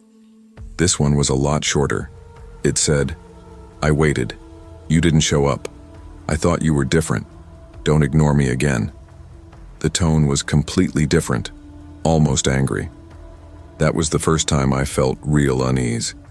It was weird enough to get one letter, but a second one, handwritten, delivered right to my door while I was gone. Someone had to know my schedule. I stood there for a few minutes, just staring at it. My first instinct was to call the police, but then I stopped myself. What would I even say? "Hey, someone's leaving me weird letters?" It didn't sound serious enough to report. So I did the dumb thing. I brushed it off. I locked the door, ordered dinner, and tried to distract myself with a movie. But even while watching, I couldn't stop glancing toward the door. Every small noise from outside made my heart jump a little. When I finally went to bed, I made sure to double-check every lock in the apartment. Later that night, everything spiraled. It was around 1 a.m., I couldn't sleep and was feeling a little hungry, so I decided to cook something, eat, and finish the web series. Since I had no important work or plans the next day, I didn't mind sleeping late. I went to the kitchen to make coffee and an omelet. I had my headphones in, listening to some music, when I heard a faint, sharp thud somewhere upstairs. I froze, pulled off my headphones, and cautiously crept to the top of the stairs, peering around. Everything looked perfectly normal. Nothing seemed out of place. I told myself it was probably a cat or maybe something fell. Shrugging it off, I went back to the kitchen and started preparing my omelet again. Just as I was chopping onions, a strange mechanical sound, like that of a cutting machine or something, echoed through the hallway. I paused, set down the knife, and glanced around. Hallway empty, living room quiet. I thought maybe one of the neighbors was doing something, so I shook my head and tried to focus on cooking. Once the omelet was done, I poured coffee, sat down on the couch, and started the series, trying to ignore the uneasy feeling crawling up my spine. Then I saw it, a shadow, flickering across the living room wall, just for a second, but it was unmistakable. My heart slammed against my chest. I froze, completely still, staring at the dark corner of the room. Slowly, I crept upstairs to check, and that's when I saw it. The balcony window glass was cracked, a jagged line running through it. Near the sill lay a live cartridge. My stomach dropped. Someone had been inside. Someone had entered my apartment. I froze completely. I didn't even breathe for a few seconds. Then I slowly reached for my phone, hands shaking, and dialed 911. I whispered to the dispatcher that someone was inside my house and had a gun. They told me to stay quiet and hide. So I crouched behind the kitchen counter, heart pounding so hard it felt like the intruder could hear it. I kept staring toward the hallway, waiting for footsteps, movement, anything. For about 5 minutes I heard nothing except my own breathing. Then, faintly, the sound of a door creaking somewhere upstairs. My bedroom. By the time the police arrived, which felt like an eternity, I was drenched in sweat. They checked every room, the balcony, the storage area. No one was there. But they found things that made my stomach twist. My bedroom was wide open. My documents, property papers, ID copies, bank files, were all scattered across the bed. My laptop had been smashed on the floor, and that cracked balcony window, like someone entered through it. One of the officers, a serious-looking guy, said, "Show me the bullet you found." 9 mmHp, he said quietly, glancing at the marking. But old. Police usually have these bullets, he thoughtfully said. They took photos, collected fingerprints, and told me to stay somewhere else for the night. I couldn't even argue. I packed a few things and drove to a friend's place across town. The next few days were chaos. The police reviewed the nearby street cameras and found footage of a man walking toward my building around midnight, wearing a hood, gloves, and a cap. He'd parked an old white car down the lane and kept his face turned from the cameras. But when he got closer, one frame caught enough light to show his face clearly, and the police recognized him. His name was Leo, a suspended cop. Apparently, he'd been off duty for months because of corruption charges, used to work in evidence handling. The same department that once dealt with a property fraud case I'd been indirectly connected to when I was still working in another city. That's when everything started to click. I realized he must have known about a set of digital files I'd kept from that case, evidence that hasn't yet reached to trial.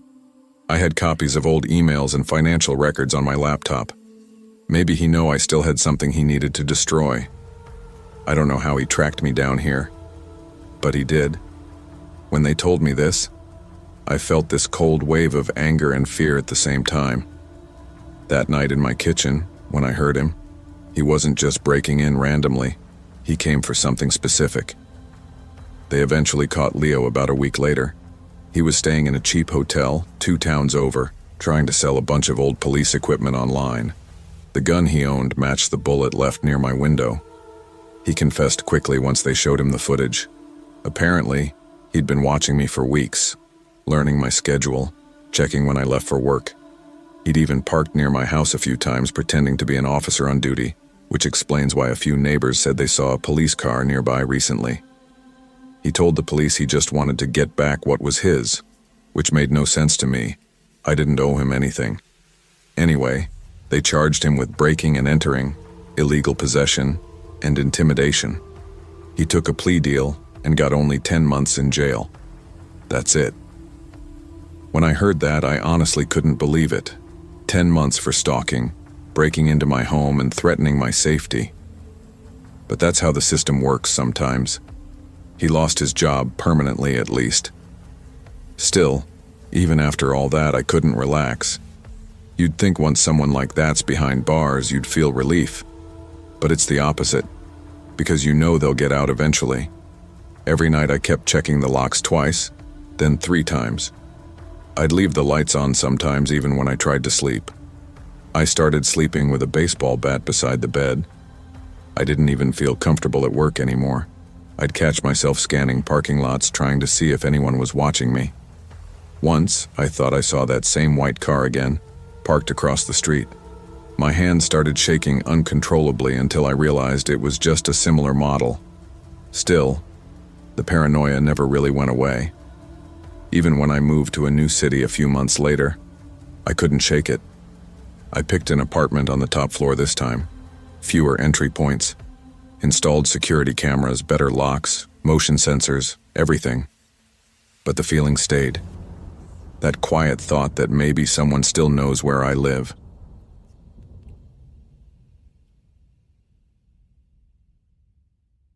I'd been driving through the desert for hours, the kind of lonely stretch of highway that makes you feel like the world's already forgotten you.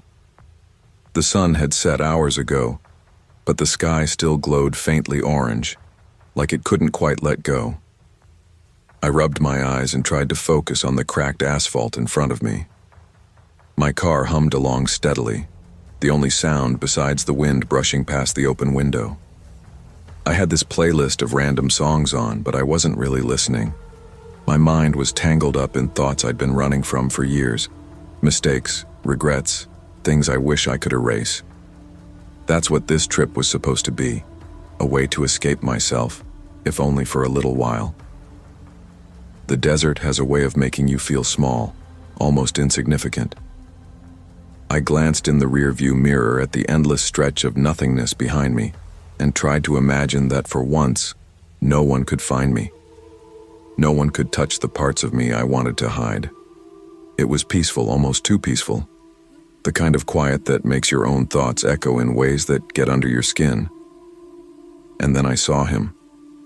A figure standing by the side of the road, thumb out, silhouetted against the fading sun. My gut tightened. Most people would have kept going, but something about him made me hesitate. He didn't look like a regular hitchhiker. There was a strange composure to the way he stood, hands in his pockets, shoulders relaxed but not careless. Maybe I was just desperate for human contact, or maybe I was foolish. Either way, I slowed the car to a stop. "Need a ride?" I called. He smiled, small, too calm. "Yeah, thanks. Trying to get to Cactus Creek." I hesitated. That was where I was headed. It felt too coincidental, but I unlocked the door anyway. "Hop in." He got in without a word, settling into the passenger seat with this strange ease, like he belonged there. I glanced at him quickly. He was in his mid-30s, I guessed, with dark hair and eyes that didn't quite reflect the sunset behind him. Too steady, too intense. "I'm Sarah," I said, forcing a smile. "Jack," he replied. We drove for a few minutes in silence. I kept stealing glances at him, trying to place what made me feel uneasy. He wasn't saying anything overtly threatening, just quietly observing me, occasionally glancing out the window. "So, what do you do?" I asked, trying to fill the silence. "Travel," he said. "Mostly. Meeting people."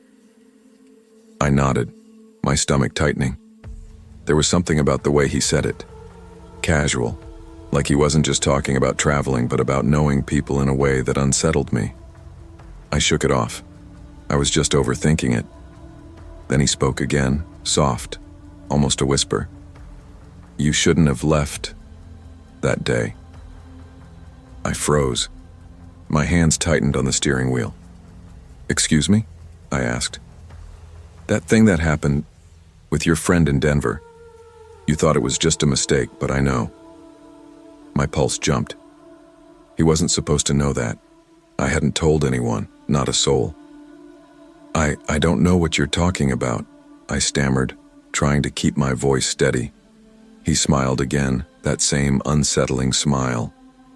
You really thought no one remembered? No one ever remembers? My heart raced, my mind spinning. I tried to calm myself.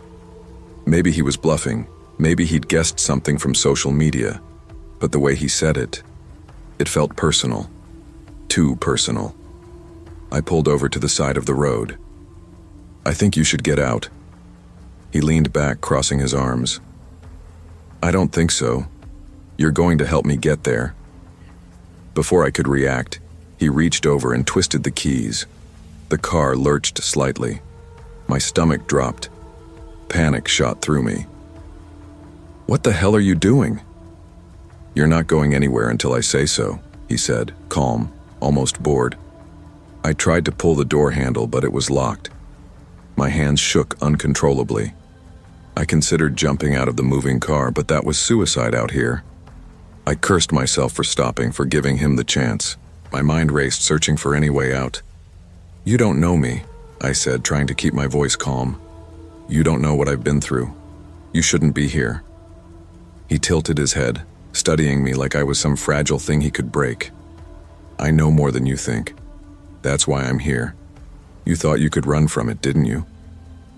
The desert stretched endlessly on either side of us, empty except for the faint glow of distant headlights on parallel roads. My palms were slick with sweat. I kept my eyes on the road, pretending I was still in control, but every muscle in my body screamed that I wasn't. Then I saw it, an old turnout just ahead. It wasn't much, just a dirt pull-off with a couple of rocks, but it was enough. I swerved sharply, forcing him to lurch against the seatbelt. Hold on, I shouted, heart hammering. Jack laughed, low and amused. Nice try. I pressed down on the accelerator, pretending I wasn't panicking. And then, in a split-second decision fueled by desperation, I grabbed the wheel with both hands and jerked it hard toward the dirt. The car skidded, kicking up dust and gravel, but I managed to stop it without flipping. Get out! I screamed, flinging the door open. Jack froze, his eyes narrowing.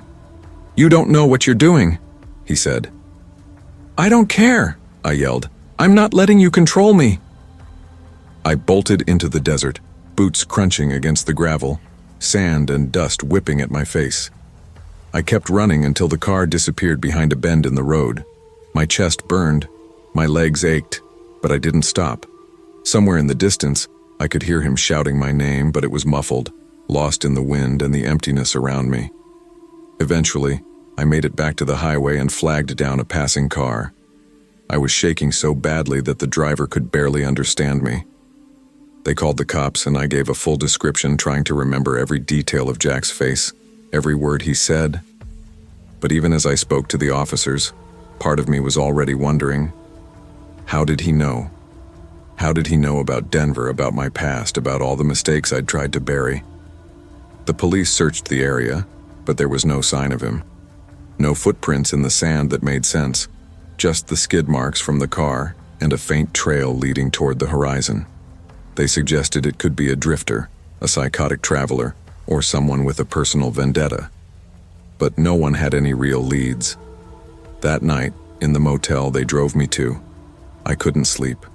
Every creak of the building, every shadow cast by the flickering streetlight outside my window made my heart lurch.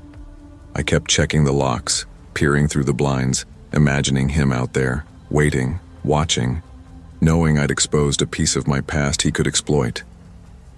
And then I realized something worse.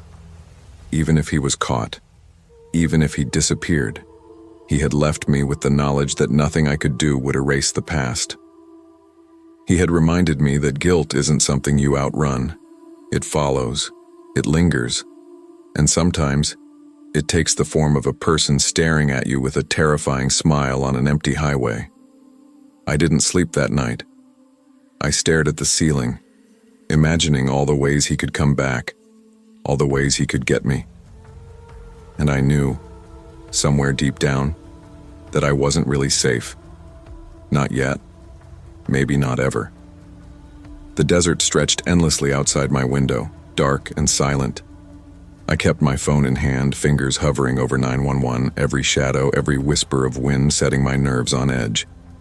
I knew I'd survive tonight, but survival didn't mean peace. It meant constant vigilance, a perpetual looking over my shoulder, wondering if the past I thought I'd buried had just found a way to hunt me down.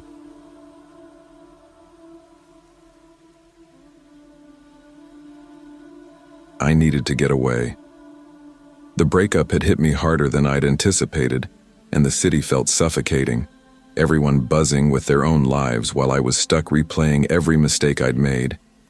I needed isolation, quiet, somewhere I could think without anyone's face flashing in my mind every time I blinked. That's how I ended up booking the Pinecrest Retreat, a rustic cabin somewhere in the remote Northeast. The listing boasted total privacy and a beautiful woodsy view, 45 minutes from the nearest town, exactly what I wanted. I arrived just as the sun was dipping behind the snow-capped pines. The cabin sat slightly off the main road, a mix of rustic charm and personal touches that made it feel lived in. Hand-carved bears on the mantel, faded floral curtains, a stack of well-read books on the windowsill. I felt a flicker of contentment, thinking maybe this week I could breathe again. The snow hadn't started yet, but the air smelled crisp, almost metallic, hinting at the storm coming. Day 2 woke me to a thick blanket of snow. The whole world was muffled, quiet except for the distant groan of pine branches weighed down by ice. I spent the day reading by the fireplace, letting the warmth seep into my shoulders. Around dusk, I stepped out onto the porch to grab more firewood. That's when I saw them.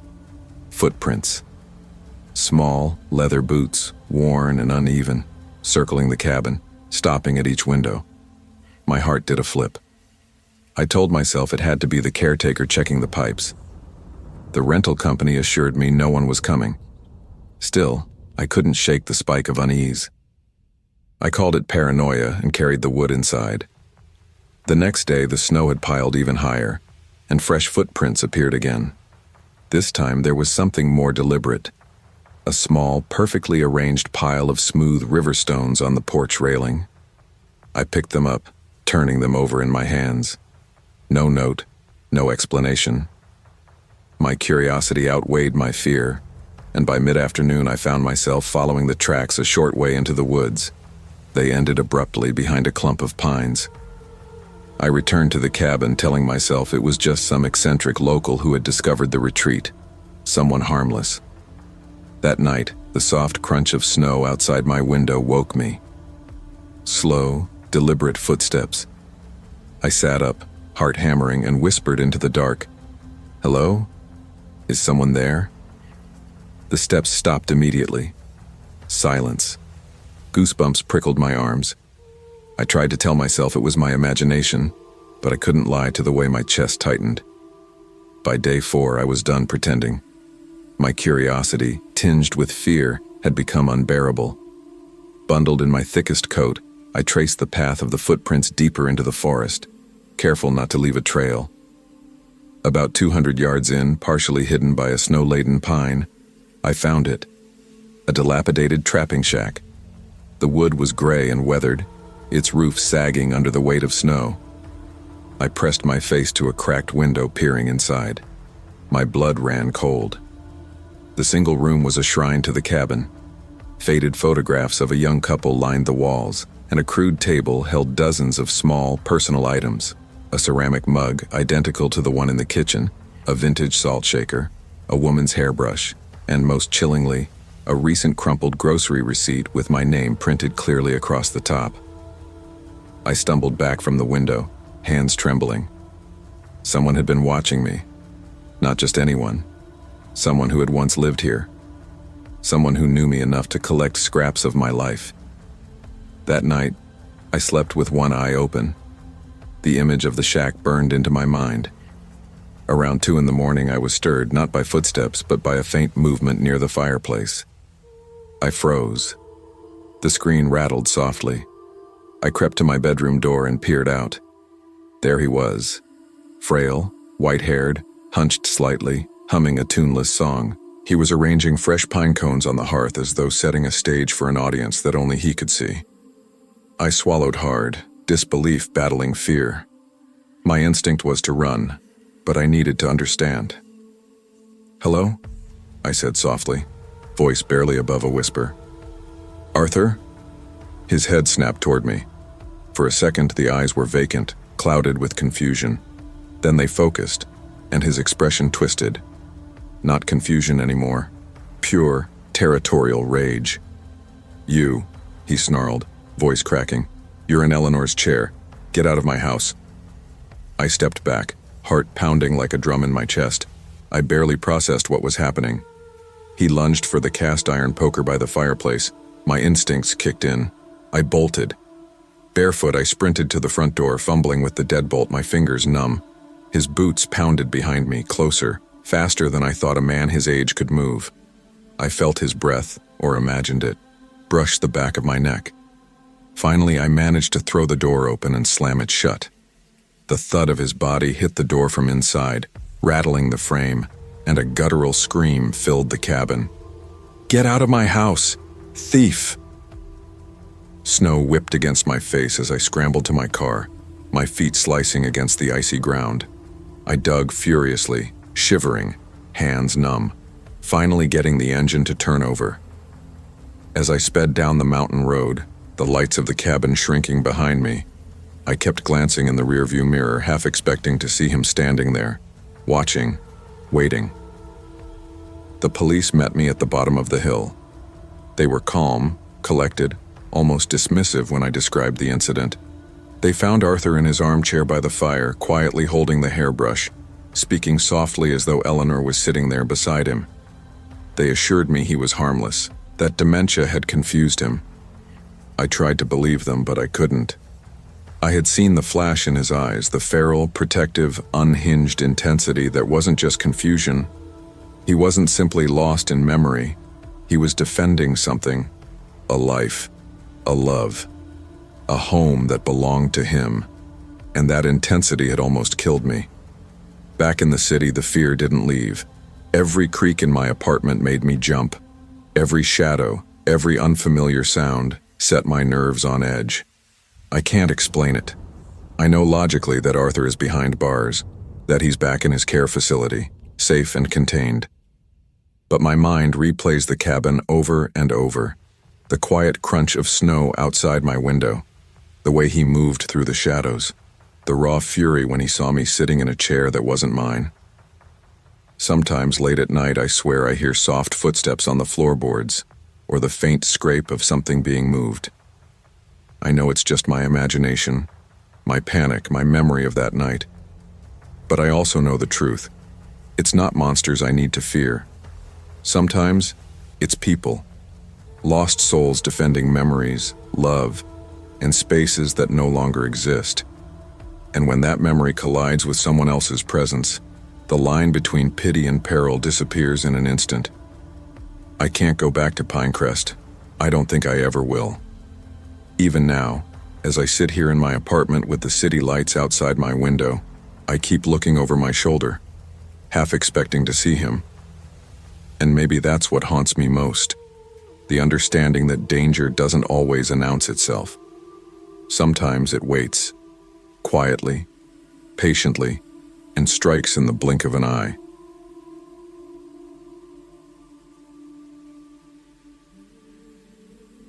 When I first moved to the city, I wasn't looking for much.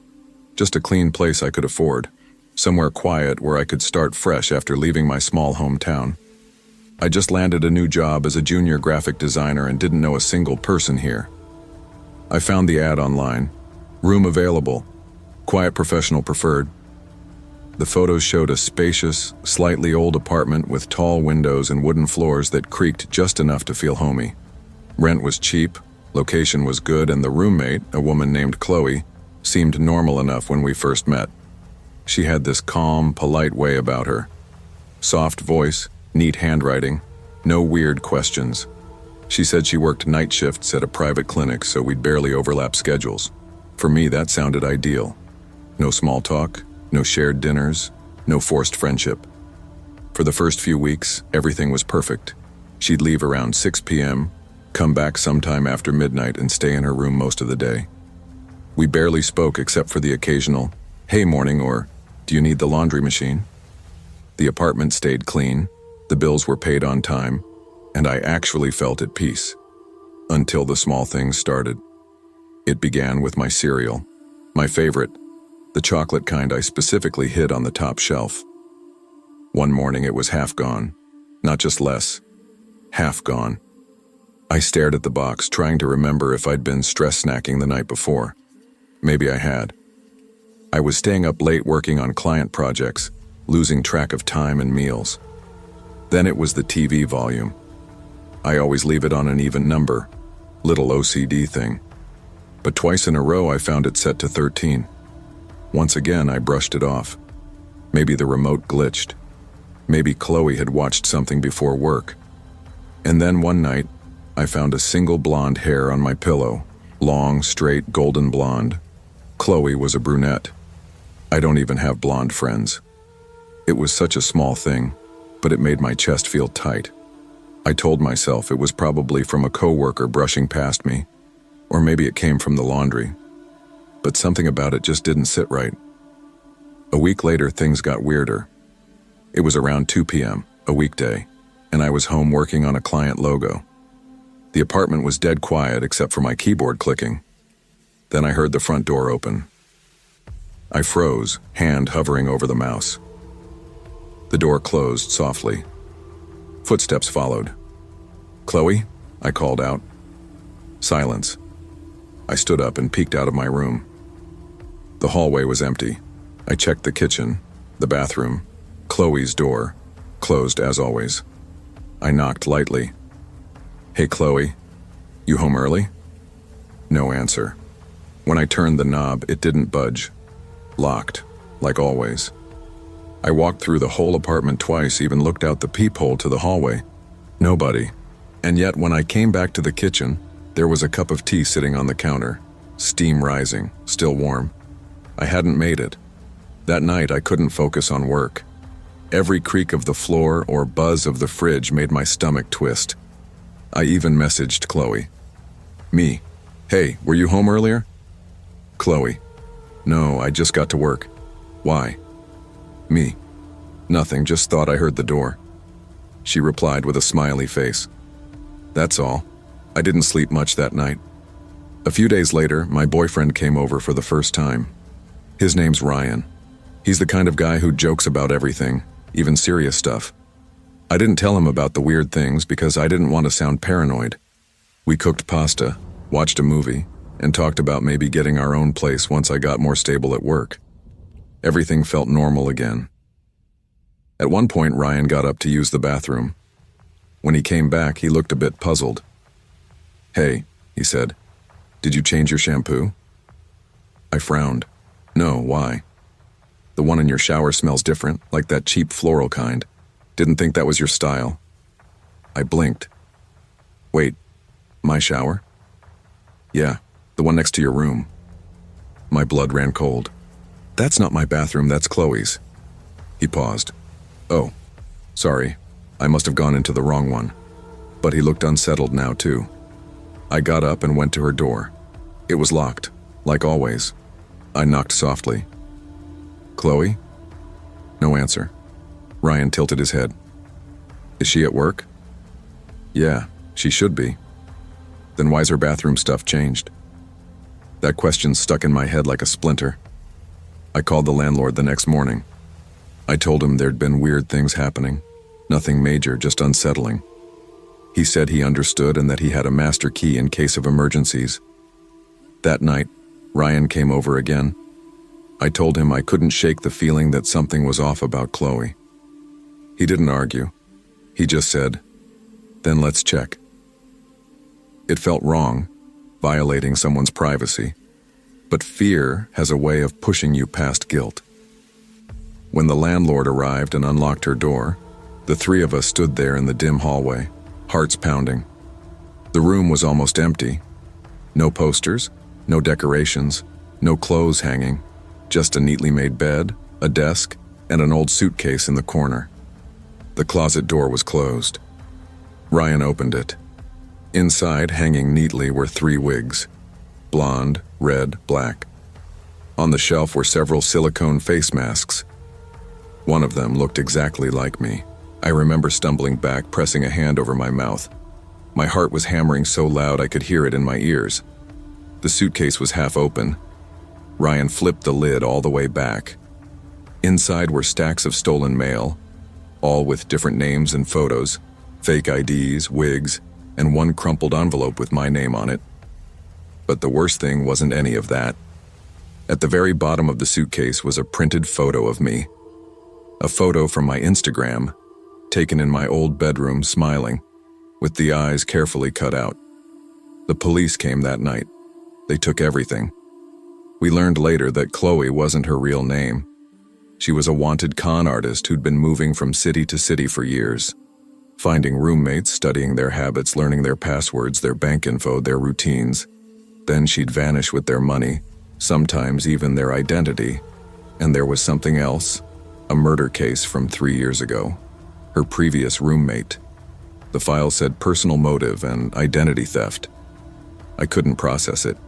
I just kept thinking about how polite she was, how quiet, how normal. She hadn't been living with me. She'd been studying me, rehearsing to become me. They told me she'd probably fled the city before the police arrived. She was skilled at changing her appearance. "You were lucky," one officer said. "Most people don't catch on until it's too late." Lucky. That night I stayed at Ryan's place. I didn't sleep.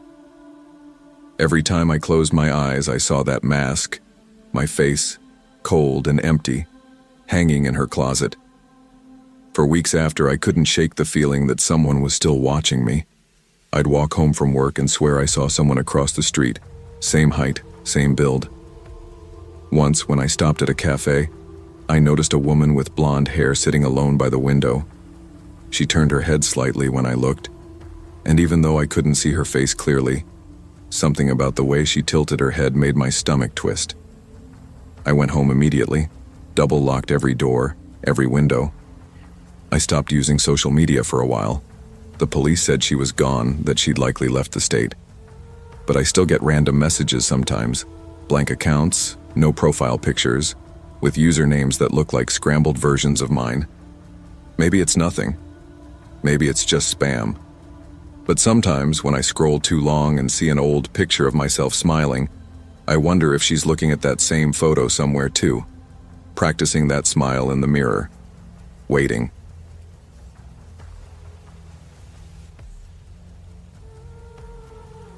I had always been careful, obsessively so, some might say. I spent years saving, scrimping, and double-checking every detail before buying my first house. A modest 2-story in a quiet suburban neighborhood. Perfect layout, modern wiring, a smart thermostat, security cameras, carbon monoxide detectors, and a garage door with a code I alone knew. Nothing could go wrong, I thought. At first, the house lived up to every expectation. The paint smelled fresh, the floors gleamed, and the neighbors were polite without being intrusive. I could almost feel myself relaxing for the first time in years. But then, a week after moving in, the first odd thing happened. It was just past midnight when the carbon monoxide detector on the kitchen ceiling started screaming. That shrill, piercing beep that instantly makes your chest tighten. I jumped out of bed, heart pounding, and ran through the house, opening windows, flipping breakers, checking every vent. Nothing. No smell, no smoke, no gas. Just silence, and the detector blaring like a banshee. I called the fire department. 3 officers came, took readings, checked the basement, the furnace, every room. All clear, one of them said. Could be a false alarm. Detectors get sensitive sometimes. I nodded, but as they left, the unease didn't fade. It never really did. Then came the window. The guest room window wouldn't latch. I twisted, jiggled, pushed, nothing. It clicked sometimes, teased me with a sense of normalcy, then slipped open again. I chalked it up to shoddy installation, but it gnawed at me. The first few times it was minor, something a handyman could fix. That's how I met Ray. Ray's Reliable Repairs, the card read. No job too small, no hour too late. Call anytime. He showed up on a Tuesday morning, a broad grin plastered across his face, hair slicked back, shirt tucked in perfectly. He carried a toolbox that looked too heavy for someone so casual. "I hear you've got a stubborn window," he said, his voice warm, easy. He didn't shake my hand right away, just scanned the room like he already knew it, then started kneeling beside the sill. I watched, cautious but impressed. 20 minutes later, the window clicked perfectly into place. "I'll leave it at that," he said, wiping his hands on a cloth. "But if anything else gives you trouble, call me. I'll make it right." And he did. The next week, the thermostat stopped responding to my phone. He showed up at 8 p.m., right when I got home from work, fixed the wiring, and explained everything in simple terms. I was impressed, even grateful. He charged a fair price, smiled, and left. No fuss. I started to trust him, more than I should have, as I would soon realize. Weeks went by and little things continued. A weird chill in the basement that my thermostat couldn't account for. My smart lights blinking briefly on their own. I thought it was just the quirks of a new house, so I called Ray. And he always fixed it. Always. One night, I was working late, a little too focused on debugging some code, when I noticed something on my router logs. An unknown device had connected. No name, just an unfamiliar MAC address. It came online at 2:03 a.m., stayed for exactly 7 minutes, then vanished. My heart skipped. I double-checked my devices. None were connected. The timing was precise. It was too consistent to be a glitch. I tried to push it aside, telling myself Ray was just tech-savvy, maybe a security consultant for some of his clients. But the thought nagged at me. Then the thermostat. I woke up one night freezing, covered in sweat, because the smart thermostat read 55 degrees. I had set it to 70 the night before. My computer logs showed I hadn't touched it. No one else had a code. I stayed awake until dawn, heart racing, piecing things together in a way that made me nauseous. Every problem Ray fixed had a subtle sign of tampering beforehand. Someone was planting problems just to solve them, and Ray was the only common factor. The trap formed in my mind. I told him I'd be out of town for the weekend, my voice casual over the phone. "Nothing planned, just a friend's wedding," I said. But I stayed at a friend's apartment 3 miles away, laptop in hand, security feeds open, hidden cameras, motion sensors, full-on paranoia mode. Saturday night came. 2 a.m. The street was silent. My laptop pinged, a car pulling into the driveway. No headlights, just the silhouette of a van sliding quietly up the street. My stomach dropped. I focused on the garage feed. The garage code? Ray used it. The door swung open silently. My pulse raced. This was it, the moment I'd feared. I watched him step inside like he owned the place. No forced entry, no hesitation, just in. I couldn't move. My throat was dry. My hands trembled as I watched him pass the kitchen, heading straight for my office. He didn't touch anything else, didn't open drawers or cabinets. He sat at my desk like it belonged to him and pulled out a small, sleek device, a black rectangle with wires. My stomach lurched as I recognized it for what it was, a hardware keylogger, capable of capturing everything typed, every password, every document. He worked calmly, almost casually, the faint hum of the device connecting to my computer filling the room. My living room lights flickered.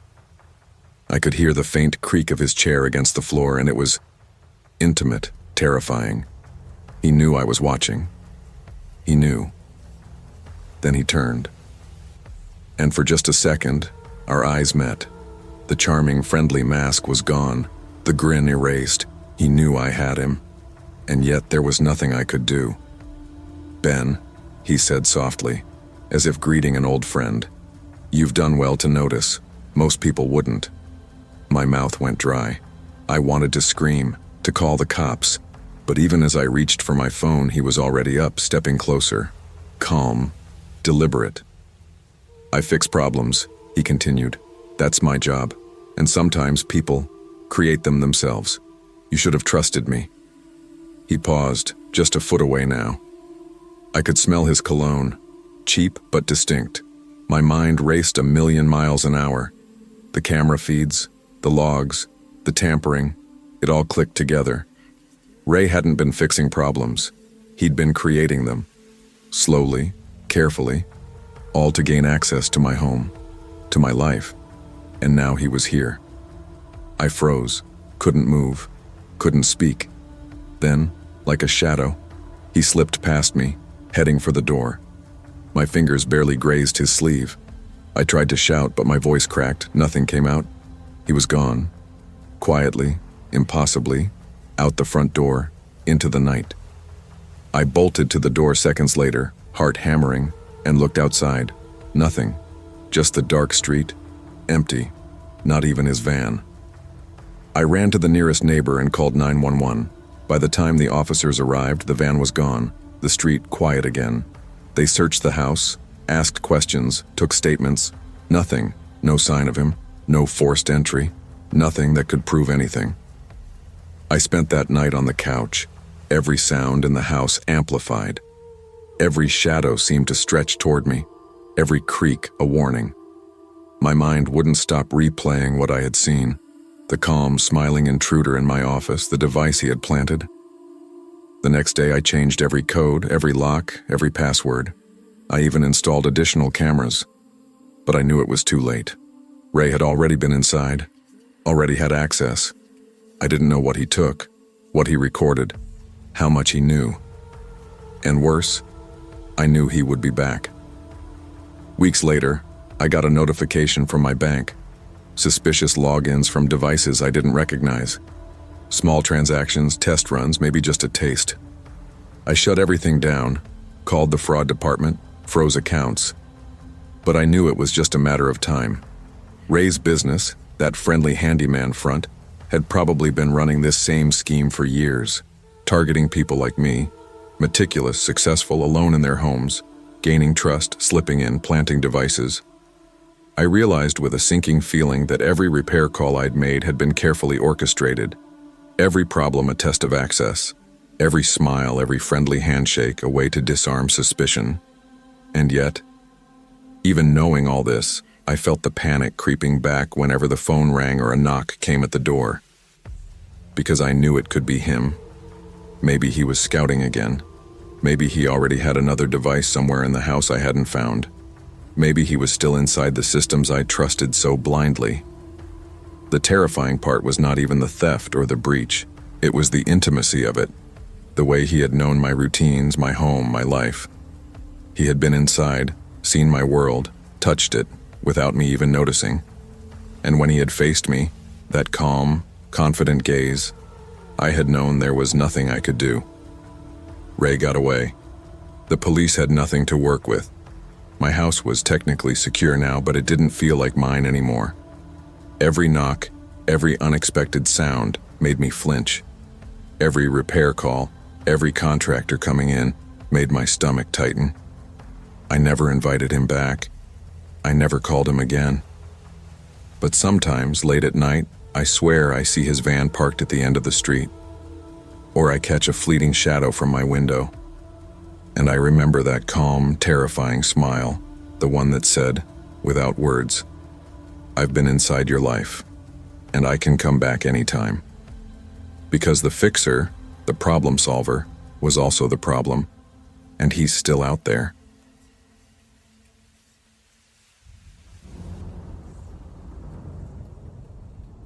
I'd spent years in the city surrounded by noise, deadlines, and people who never stopped talking.